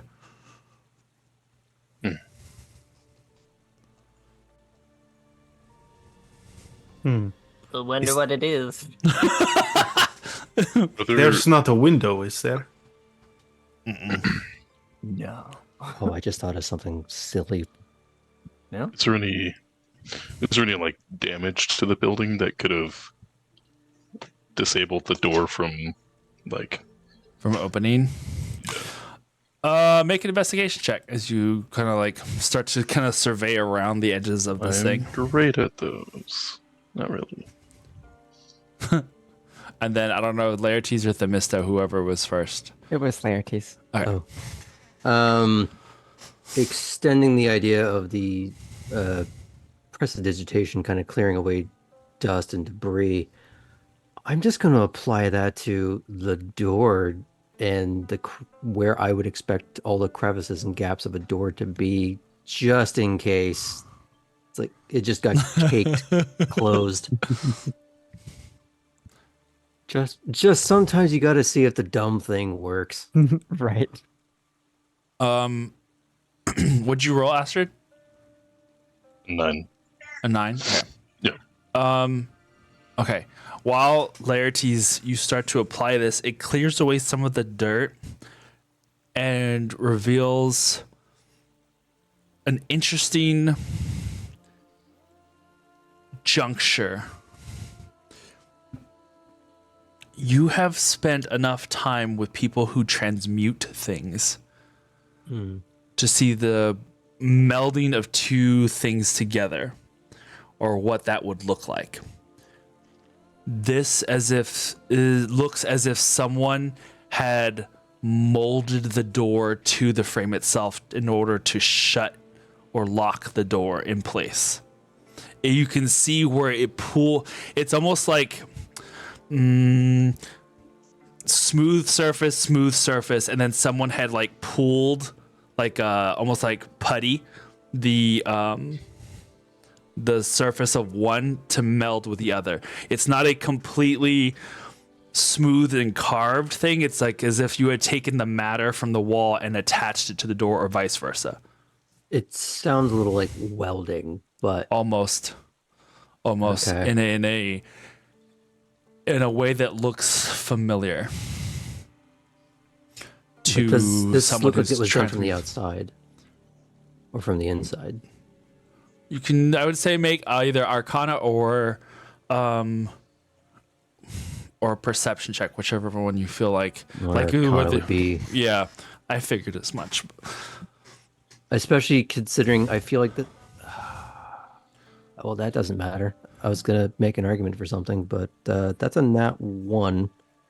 I was gonna make, hey, maybe I should do this with advantage because working with Tali and all her transmutation stuff I've done over the years. That's fine. Yeah, even though Yeah. you're okay with me ignoring the nat 1 and trying that again. Yep. Could I, because I'm investigating, help him and give him guidance Sure. on what he's doing? Okay, so you get a D4 to your roll. You were like, as you're looking around, Astrid, you kind of just pat him on the shoulder, give him a little extra Come Star on, buddy, this Spangled is your area. guidance. Be better. And I got a 29. Much better. Holy moly. That's a bit of a jump from a nat 1. So Wow. I imagine as he's going through this, he's going down the wrong path, trying to think it through, and then he almost hears Tali in his head, just giving him a bit of shit. This And looks then like going back to writing a paper, like this sort of seems like the exact conversation they've had about something over the years. with the clearing away of with prestidigitation clearing away the edges, and now looking at this surface again, it's as if the door had shot outwards to attach itself to the walls. So like as if something from the door from inside had like melded the door frame so very much like welding, but as if something from the inside had gone out into the door all the way up. I have an idea. I want to try something, but I want Pentos to get to his thing first. So I will. Okay. Astrid, as you were like walking around, you see that towards the inside, facing the rest of the village, there is an indentation to the rock that looks like it would be a window if it weren't covered in debris and stuff. But there's no glass. It's just, it looks like there's like, you can see the carve out of where it would be like a window that would go along the length of the, look at me for a second, where it goes along the length of the the dome, like all around. all the way around. So it's not like a tall window. It's probably like Almost like a blast. almost like 2 foot Like a wide, like, thing that goes all the way around for just a couple of feet around the edges. Penthos, what were you going to say? And then the Mister will get to you in a second. Oh, mine was just very simple of like, I have a bludgeoning weapon, so that like double damage. Unstructured. Because I'm about to like bash at this thing, but I'll wait till everybody goes. Okay. The Mister, what were you going to say? The Misto isn't gonna focus on this building right now, while everyone else is. She's gonna wander off towards one of the others. Okay. Are you going to Wander go? off. Do you want to like wade across to the other side or to the buildings behind? Yeah, I'll Wait go across- to the one that's like sticking into the Into the water a little bit? And Okay. Mister, don't go by yourselves. I'll come with you. Good, it'll be nice to have someone around. Okay. We'll have this door open by the time we get back. Laertes, what were you going to say? Based on your description, I want to try something very, very silly. Okay. He's going to press his hand up against the door, and he thinks about some of the conversations he's had with Astrid and the map that they saw together when they first met. The stars, planets, and the vast distances between them and all the lines that sort of seem to connect.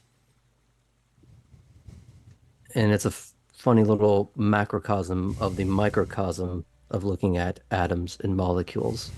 All the vast distances in between them is just a matter of zoom level.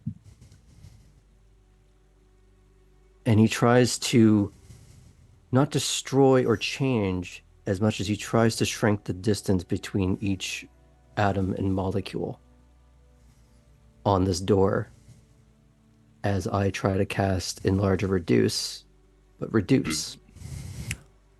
Nice. Interesting. Make a That's quite the big brain. make a First, let me just mark off that I casted that just so it's make an not- Arcana check for me.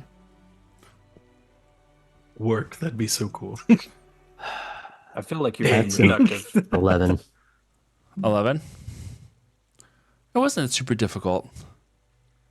I mean, But you failed it. Thanks. no. 10 was it was right in the mid range. So,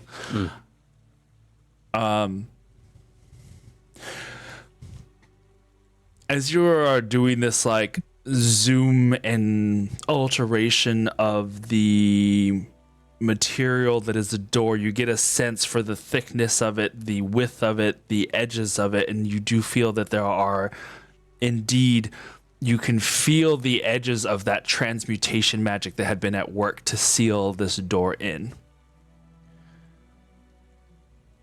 And carefully, and yet with a suddenness, this door shrinks. There's like this tearing sound all the way across of like stone against stone because it carves this thing, and an immediate blast of air goes past you as a vacuum seal that had been engaged for hundreds of years is now undone. And this small little door that is now half the size of that it had existed floats in the air for a second before it falls to the ground, revealing what appears to have been a small home on the inside. If it could be said to look like a nest that had been left undisturbed for hundreds of years and yet somehow had still decayed, there are these pieces of furniture that look woven out of twig and leaf. The twig and wood now long dried and brittle looking. The intricate beauty at which it was created looks as if it was grown into furniture, into these small walls. There is a woven vine-like carpet that covers a portion of like what looks like a living room space. This was someone's house, and it has been sealed away for a very long time. And it is a moment after that air gets like brought out and in that a scent of decay takes your nose. And your eyes fall to a small circular patch of what looks like a blanket that is wrapped around a mummified body of a small deer-like centaur that is curled up and clutching a pillow.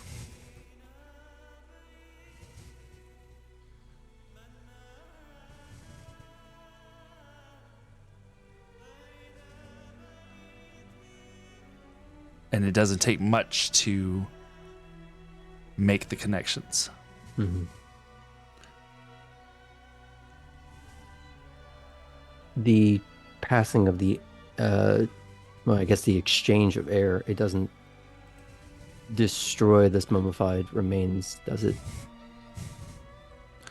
Not at the moment. Perhaps in time, but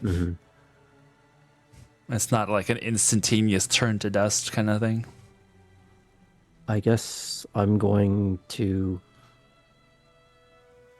first be elated at such a ridiculous idea actually working. And when the, little,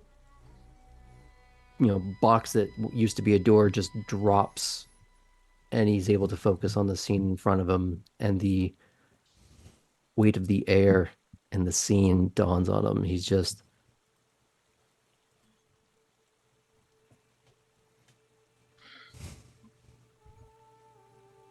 and just looks over to Penthos, who I think was nearest to him. We're going to say Penthos. Just great timing because the dogs are barking their heads off. I apologize. We don't hear anything. You're fine. This was my thought before that very sad scene was described, but I hope it is delivered as apt as it is intended. I think Penthos, when the door comes off, takes a big breath in to smell what is inside, because reflecting upon the conversation that he had with the Misto on the ship deck, memory is the most tied to smell. And so when one follows a goddess of forgetfulness, anything tied to memory that closely is a spiritual experience. So I think he really takes the moment to give it the proper time. I don't want to say it's not an investigation thing. It's like to immerse himself in something so, I think, as closely preserved as we've seen. And then upon that like pregnant pause and noticing Laertes looking at him and then looking down, I think he goes through just almost automatically doing the same kind of almost burial rites that we did for the fellow crew member, and playing something that surrounds the chord that we just showed to the spectral servitor outside.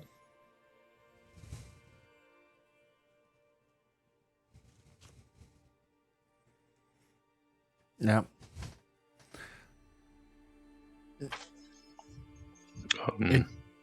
Go ahead. Astrid will walk up behind the two.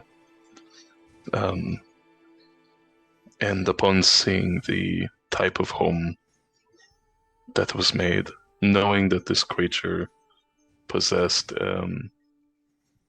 druidic capabilities,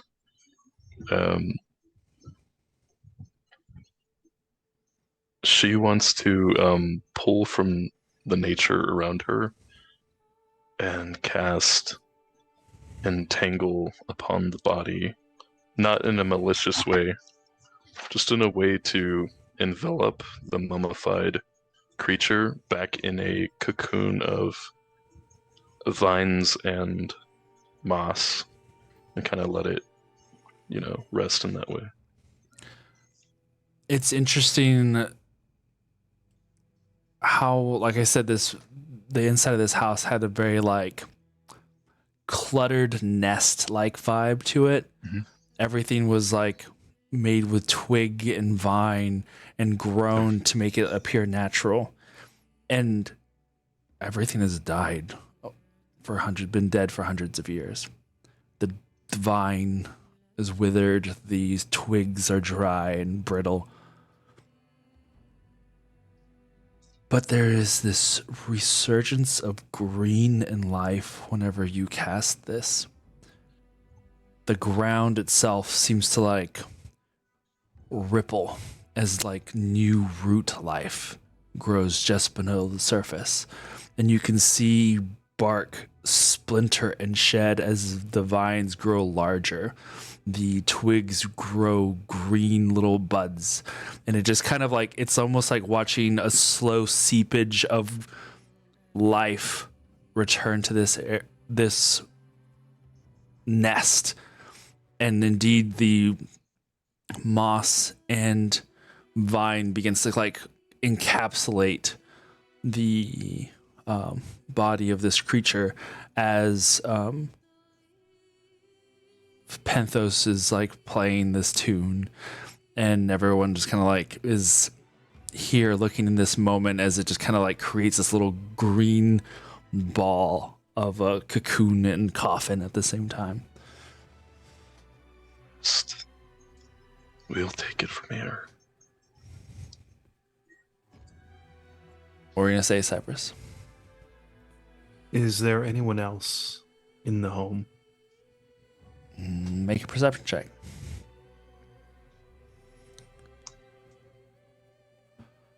Not good. That's a 10.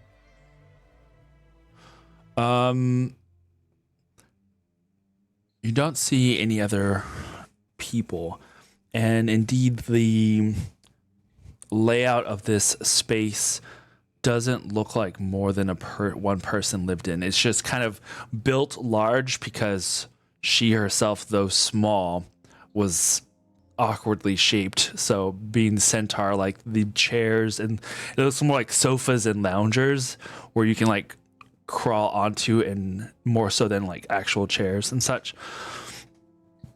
It's not built in a way that looks like there'd be more than a single person who lived here. But that being said, you see that there is more painting to the inside of the walls. It's it gives you the player a preschool energy. Like the painting of it, while not necessarily finger painting, is vibrant and splashes of color and life. These geometric patterns of plant life or crystal, or as your eyes travel upwards to the ceiling, the dome ceiling above, a star field unlike anything you have ever seen before. More reminisce of what we know of as like the Northern Lights, the color bands that go across this painted night sky of black and white offer a vibrant crazy kaleidoscope of pinks, purples, and reds, unlike anything that you have ever seen in the night sky. And looks, and even for Astrid, if you were to like look up at this, these stars don't even, they don't exist. They don't exist in our view in this world. As if it's from another location. Yeah. There's no recognizable constellations. And you can see that there are some that are built or more prominent or painted more prominently than others, and they are not recognizable to you at all. Cypress stares at the now, like you said, it was like a glowing little bundle. Yeah, it's like a cocoon. little green cocoon. He's been rather motionless since the door shrank and blew outward. But after a moment, everyone else who's in the house hears Cypress say, "She died alone." Oh God. And he's suddenly going to turn and rush out of the house.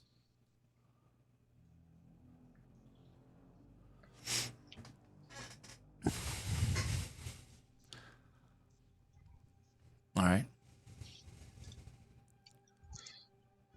So as you guys begin to kind of like examine the little house, and I'll have you all three roll investigation checks for me, if you don't mind. Meanwhile, on the other side of the small creek, approaching the building that is partially attached to the water. I'm going to just make a bold assumption that obviously water wheels were kind of still, in their infancy, but it's not unheard of. The device that you see attached to this building and also partially submerged into this creek is not spinning or functioning, but it definitely looks like it is of the type that would move with the current of the water. If it weren't for the fact that currently it is slightly blocked with like flood water kind of debris. There's like branches and grass and root and vine that has now grown and attached itself to this bottom section that would normally spin. You can see it's kind of all tangled up with the inner workings, but it definitely has the look of this used to spin with the water that would pass.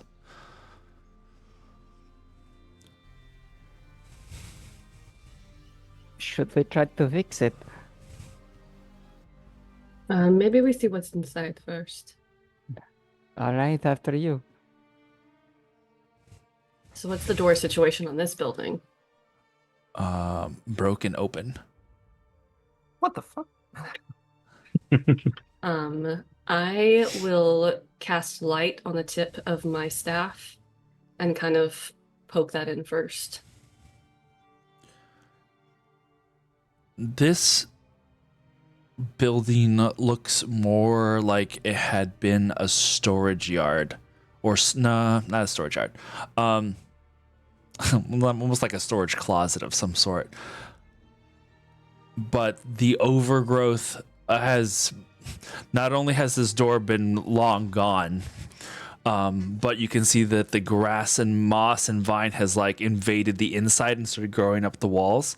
There's like hanging vine that goes from one side to the other, hanging like drapery or oh my gosh, what's the word? The stuff that they put up at streamers. They kind of looks like streamers that are just kind of like hanging back and forth. There are these odd angled tables that sit at back corners of this this place. Tables that wouldn't really serve a purpose, it seems, because of the sharp angles at which the surface goes from wall to off point. It's just an angle where anything that you would place on it would slide off. There's no like lip. Mm-mm. but it's on this back inside wall, and it is a square building. It's not a. It's probably about like 25, 30 feet in either side. But you can see that closest to the door, there looks like there were shelves or racks of something that had been placed up on the walls, but long since empty. But you can see that there's like the structural remains of like maybe a weapons rack of some sort for you. Like you can imagine like spears being placed here or something up against the wall. There are what looks to have been a built out of the wall itself, almost like a bin or a crate, but it's just like the wall itself has made like a little, like a bin, but there's nothing inside except for moss and plants. Can I do an investigation check to see if there's anything remaining? Sure.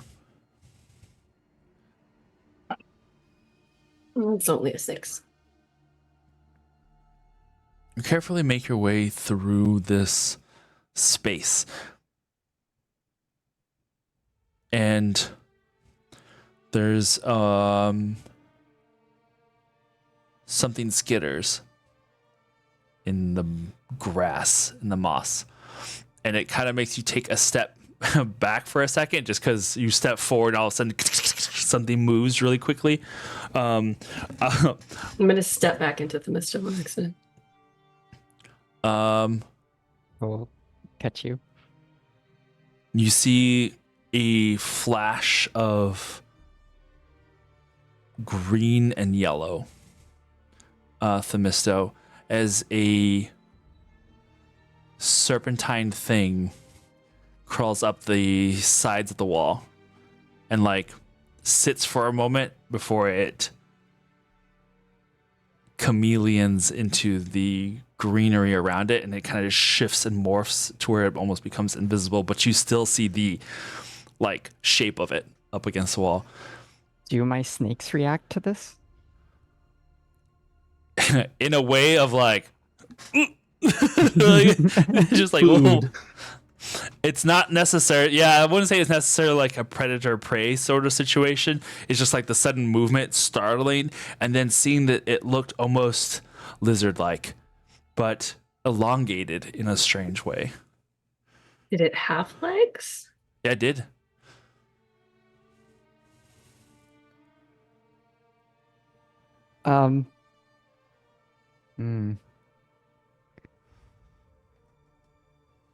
Would I do a... Gosh.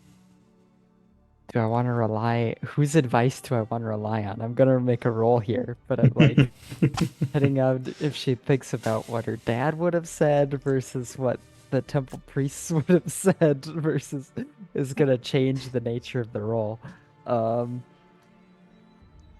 Yeah, I want to do a religion check. Sure. To see if she's heard any stories of any weirdly long lizardy snakes.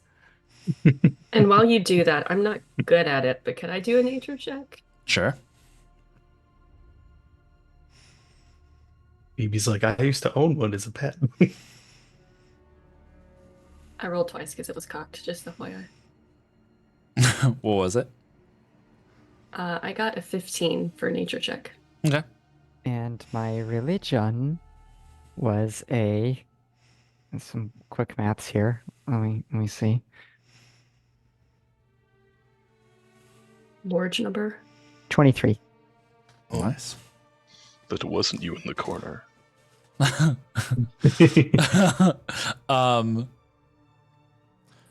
Nice. Phoebe, you have seen lizards before. That's not a unusual thing to see. This is unlike any lizard you've ever seen in your life. It is long, about almost 1.5 feet, pushing closer to 2 feet in length. Its body moved a lot like a snake, as it kind of still did the little like S-y swarmy, but like the I don't know, it made like the little S, you know, like a Serpentine? snake. Serpentine, thank you. Let's say swarmy. That was the word I was like. Shawarma? It made a shawarma thing. A serpentine. Whatever this is, it needs to be called a swarm. Sure. Is it like? But it still had legs, and like it is very much looks like a snake with legs, with four legs. I had to think about it. 4 legs.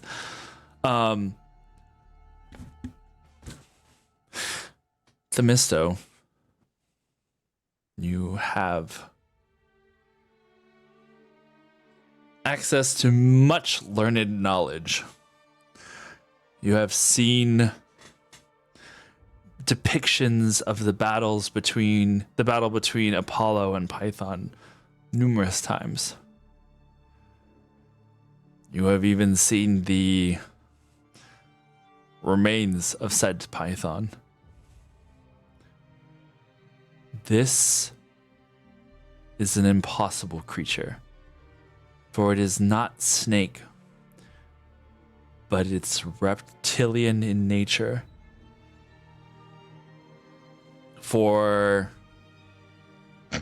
some stories tell of, and your mind suddenly goes to the winged beasts that you had fought in your imagination, you feel like. The dragons of large and massive size. This falls under the same body shape minus the wings.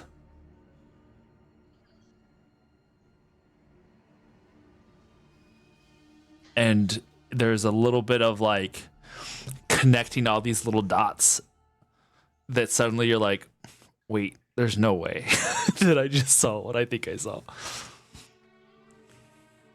Oh, whatever that was, it makes me think of so much. Old stories of Python and of the creatures we faced in our test with Mr. Sakate. I'm thankful it's much smaller, though. Yes, maybe you say maybe. Well, if there is a baby, then perhaps there is a mother nearby. That isn't necessarily a bad thing if we're careful.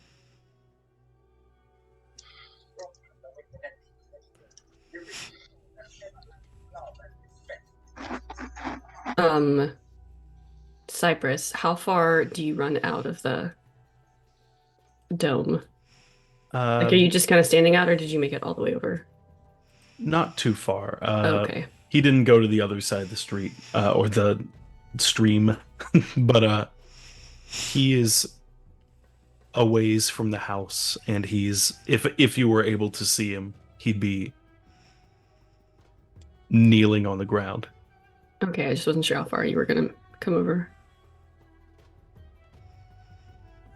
I'm going to take one of the fruit pieces that I have stored away and set it out in the general vicinity of the creature that just turned into a shape, somewhere on the floor, and then step back and be patient. You see the slightest rustling as if like a small tongue tasted the air. And then movement from where that creature was laying perfectly still. And then its head moves and turns all the way back to look at you. Have you seen, you, the player, have seen Chinese dragons. This is like a small, simple version of that. As I said, it only goes about 2.5 I mean, 1.5 to 2 feet length in length, and you only say that because you see it for such a brief moment. And its head looks at you and looks down at the fruit. And it leaps into the air and does a same serpentine motion as it flies over to where the fruit is, curls Is it up like around it. an actual flight or like a fancy jump? Hard to say. Okay. From its height on the wall to where it kind of came down, it's almost kind of like it could have glided from the wall, but it just swims down through the air, circles around the little piece of fruit, and with its 2 little paws grabs it and takes a bite. Amazing. She's gonna like grin at the creature, grin at Phoebe. I think you back just at the made creature. a new friend. I hope so.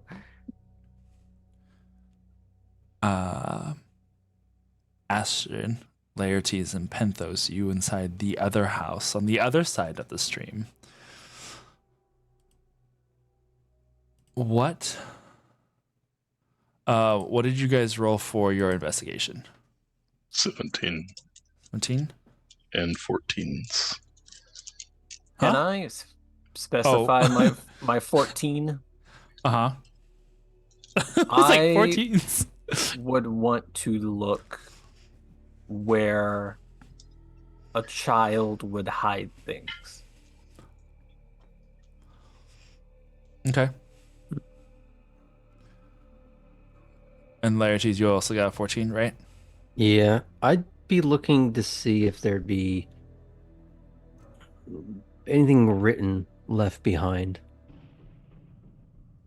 Either just, a final note or, I don't know, just this person's mail in some sense. Just maybe trying to get a sense of what happened leading up to what happened.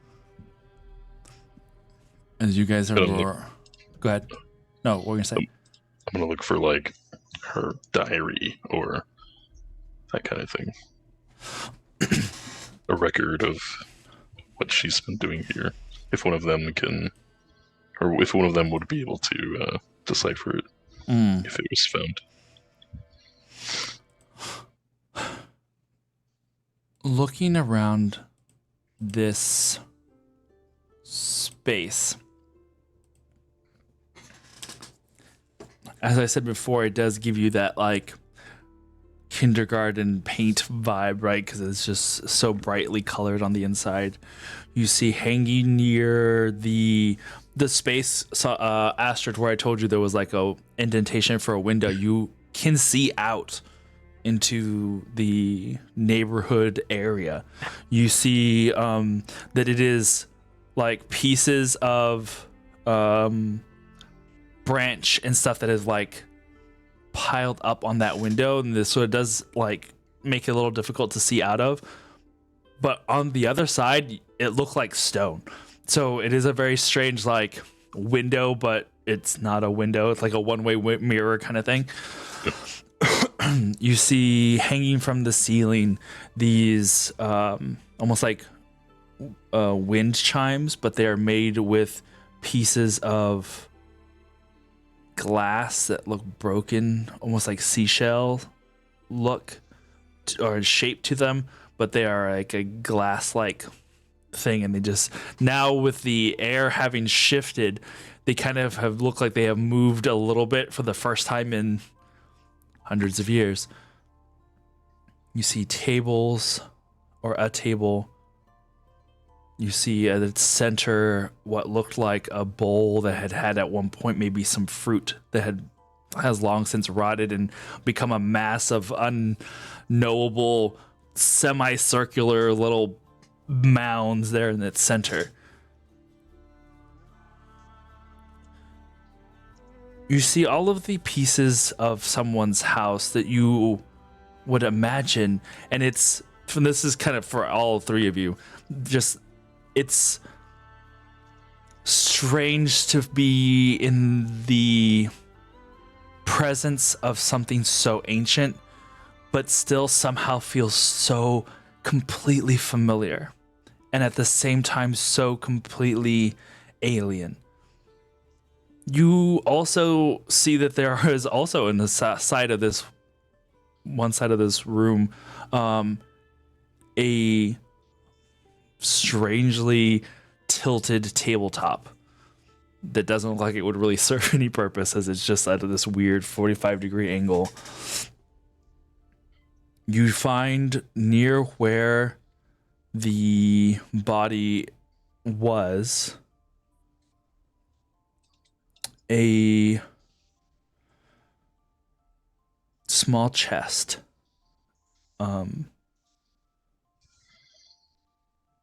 It had been tucked away under some of the brush that is now overgrown on top of it. But you don't see anything in this sort of... No, you're good. In the shape of books. We didn't hear any. I didn't hear anything. You don't see any books of any kind. You see shelving where there are...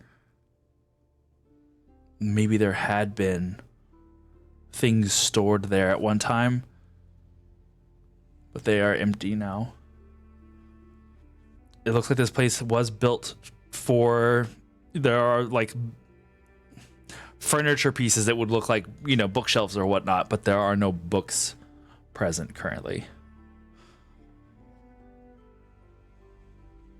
But there is this one chest that you find, Astrid, with that 18.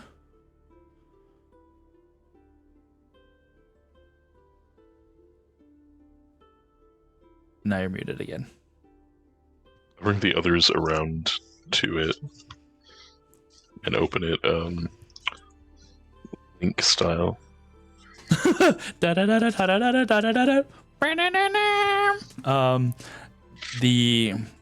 You know what? It's funny. Iron boots. I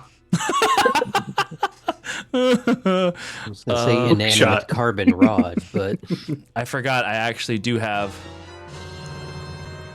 Oh, Should use that more. right next to her decomposed body. just the Oh. skeletal hand reaches up, giving you a thumbs up. No. Oh. You open it, and there are 4 similar crystal orbs that look exactly identical to Laertes's, as well as 3 that are like dark crystal shaped, like lengthy, long sort of devices as well. Okay. Could those the orbs be something that I could install into the Antikythera device? Well, you tried it once with did. Laertes's. It Yeah. worked. And then you had an episode. Let's do it. Let's do it. Before this time, it'll be fine. We'll put one in. Are She's you going to. announcing that you're doing this? Yeah. Or are you just sort of just looking at them and just going ham? She's gonna take one of. Well, when she opens it, she'll take one of them in recognition and take her star chart and kind of like think about it. I think Penthos had something on that. Yeah, what does this look like? I haven't been here for this. The star chart. Yeah, like, is this what happened before for Penthos's knowledge? And Okay. what does it look like? Is it Old Kingdom stuff? Yeah. Think if you like were to Google the, I'll do a little picture of it. If you were to Google the Antikythera device. Antikythera. That's not a word. I don't appreciate it. Antikythera mechanism. You keep saying it. And pisses me off. It's a thing, I swear. Okay, let me We're send gonna you Shakespeare this. I'll send you a thing. So basically, it's this like weird thing that we found in the ocean that has way too much detail on it for it being like as old as it is. and it's one of those like weird mysteries of the world. So, Just saying. so I decided that it's a star chart that, and I put it in the chat, that it's a star chart that is Old Kingdom, but it also like powers the user in different ways, and because she's a child of the stars and kind of like the gods that she follows, it's helped her to understand the universe in a meta physical kind of way. Can I ask you something like above table? Because I don't want to intrude on a moment.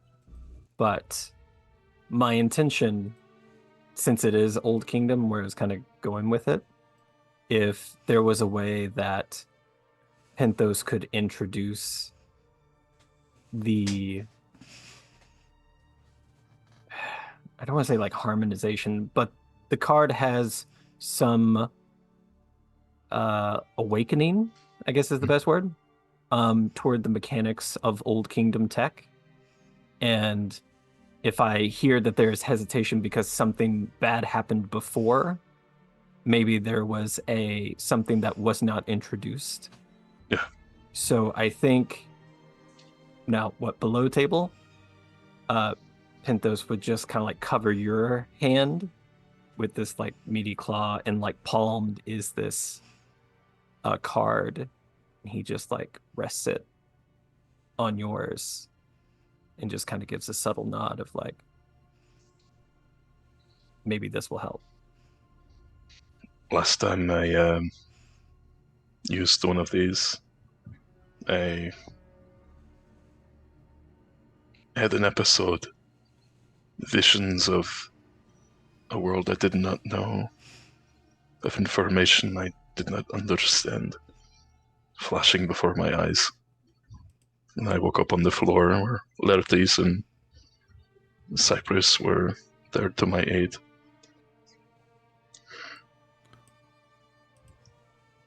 It seems we are dealing with a lot of the impossible, and I think that can be overwhelming. When I got my vision, I too woke up on the floor, bleeding nose, crying. But maybe it's just because we didn't have all the pieces yet. Pick up the card and place the device on the floor. The card in one hand and the piece in the other. She'll close her eyes and place it into the slot. Which one? Ooh. Well, I don't know, like, what. We'll say, do you want to grab one of the 4 spherical devices or one of the 3 crystalline, like, pen-looking things? Ooh. I imagine you don't have too many attempts in this. Could I Probably be one of the studying- spherical ones that. Oh, good. Sorry. Oh, could I be studying the unfamiliar pen-like things, or is that something I've seen before? You've seen things like these before, but I've never got them any sort of function out of them. But like I said, they're very much in the quintessential like crystal shape, if that makes sense, where they're like elongated with a one end that's thicker than the Obelisk. other, kind of almost like a little yeah. obelisk. It's just one side's like a thicker base, but it still has that pointed end, and then it kind of like tapers down to a thinner piece. Or do you grab the one that looks like what Laertes has in his hand right now? Yeah, I'll grab the one like what I've placed in there before. Okay. Yeah, like what Laertes says. And Do you use press it into the one slot of the the open open. spots? While concentrating on the card and its face.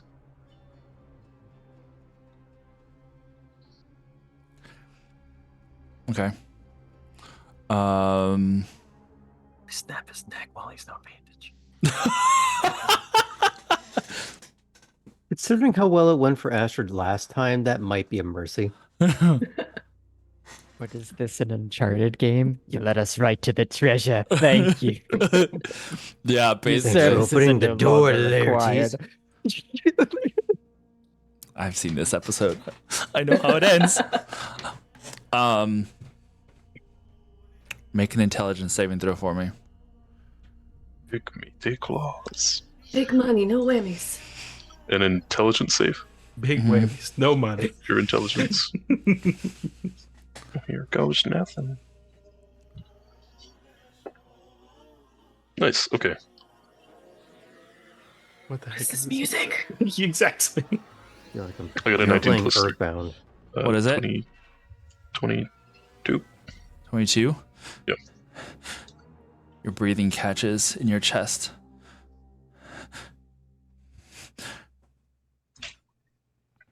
The sensation is unlike anything you've ever felt before.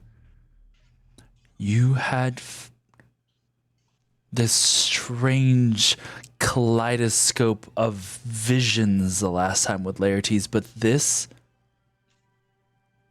is untampered. Something tells you, everything tells you, this is a repository of knowledge. Much like the way Laertes uses it, only it's different. This has been used by skilled hands. This has been used by someone who knows what they're doing. This has been used by someone who Well, knows what that'll be my time. someone And his who's guest spot finally ends. someone who's read the instruction manual. Someone from the Old Kingdom. Right. Hey, I built mine. Eat a dick. Mine's organic. Thank you very much. Non-GMO. You hear strange sounds of like a door opening and closing. You hear for us these weird like computer like sci-fi sounds, but for you just sounds like these strange birds that are chirping and warbling around you. And then with it, a voice.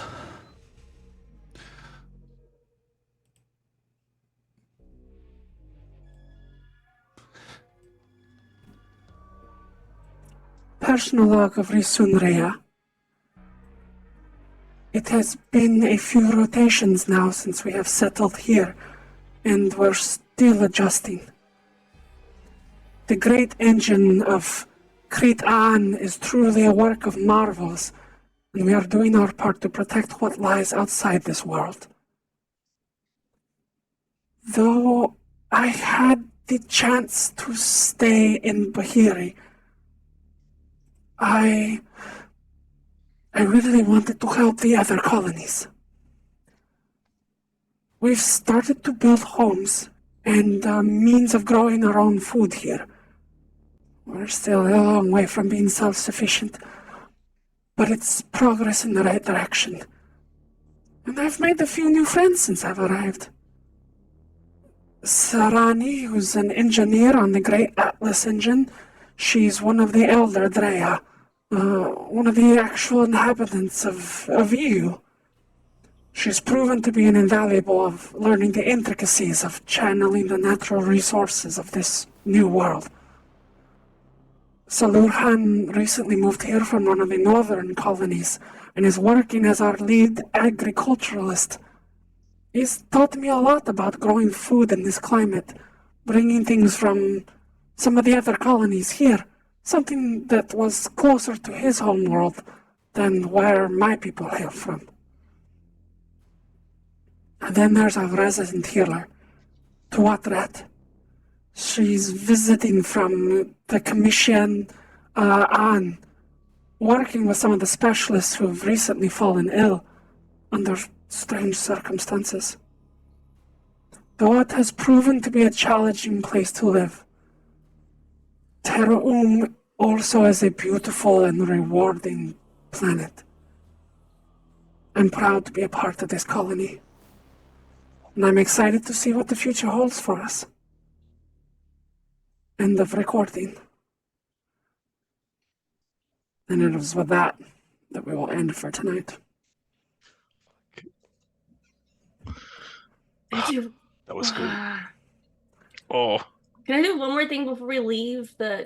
Unless you had anything else for us to discover with the little dragon thing. What did you have in mind? No, I'll save it for next time. What did you have in mind? You also still sound like the deer tar. you too. Oh, do I still? It's adorable. I'm sorry. Hold on, I forgot how to turn this thing off. Yeah, handled What by do more you have? skilled hands, my ass. This is all still part of the recording. Yeah. She's like, oh shit, is it still on? How do I turn it off? I hate ending these calls. I have a few questions before I decide yes or no. Okay. Did Cypress go back into the building, or are you still like moping on the outside? And then Aaron, did you have anything else for us in the building we're in? Because if not, I'm gonna do a thing and then take us back to the others. Yeah, I wasn't done. Okay, then I will save this. Okay. What was the name of the elder Drea? Because I think I wrote down something really wrong and vaguely inappropriate sounding. The elder Drea The was resident healer. uh, Oh no. the Mine was elder. Yeah, the elder Drea was Sarani. Sarani. Mm-hmm. I heard The another heal- one that was Sonoran. I'm And gonna put this in the campaign, the words. Thank you. So that you can see. Sure, I spelled some things wrong, but I got it all down. Krete'Aan. Mm-hmm. Wow. That's amazing. I'm gonna put this in our Discord, also under the concept art. Oh, I can't wait till next week. We got some Can we things that play will tomorrow? happen. Right? Let's just. Oh, I can't tomorrow because I have a thing at 7. Nope, this is more important. It is. Cypress is not doing well at the moment. Yep, it's always a good time. I'm ready. I'm ready. I'm ready. All right, there it goes. It has now been posted in campaign art. Appreciate. I Yeah, never can find campaign art. Even there it is. I can never. There it is. But yeah, thank you for hanging out with us tonight. Looking forward to this next session as more lore truth bombs are dropped. Don't worry, Themisto, I will get you, my pretty, and your little theories too.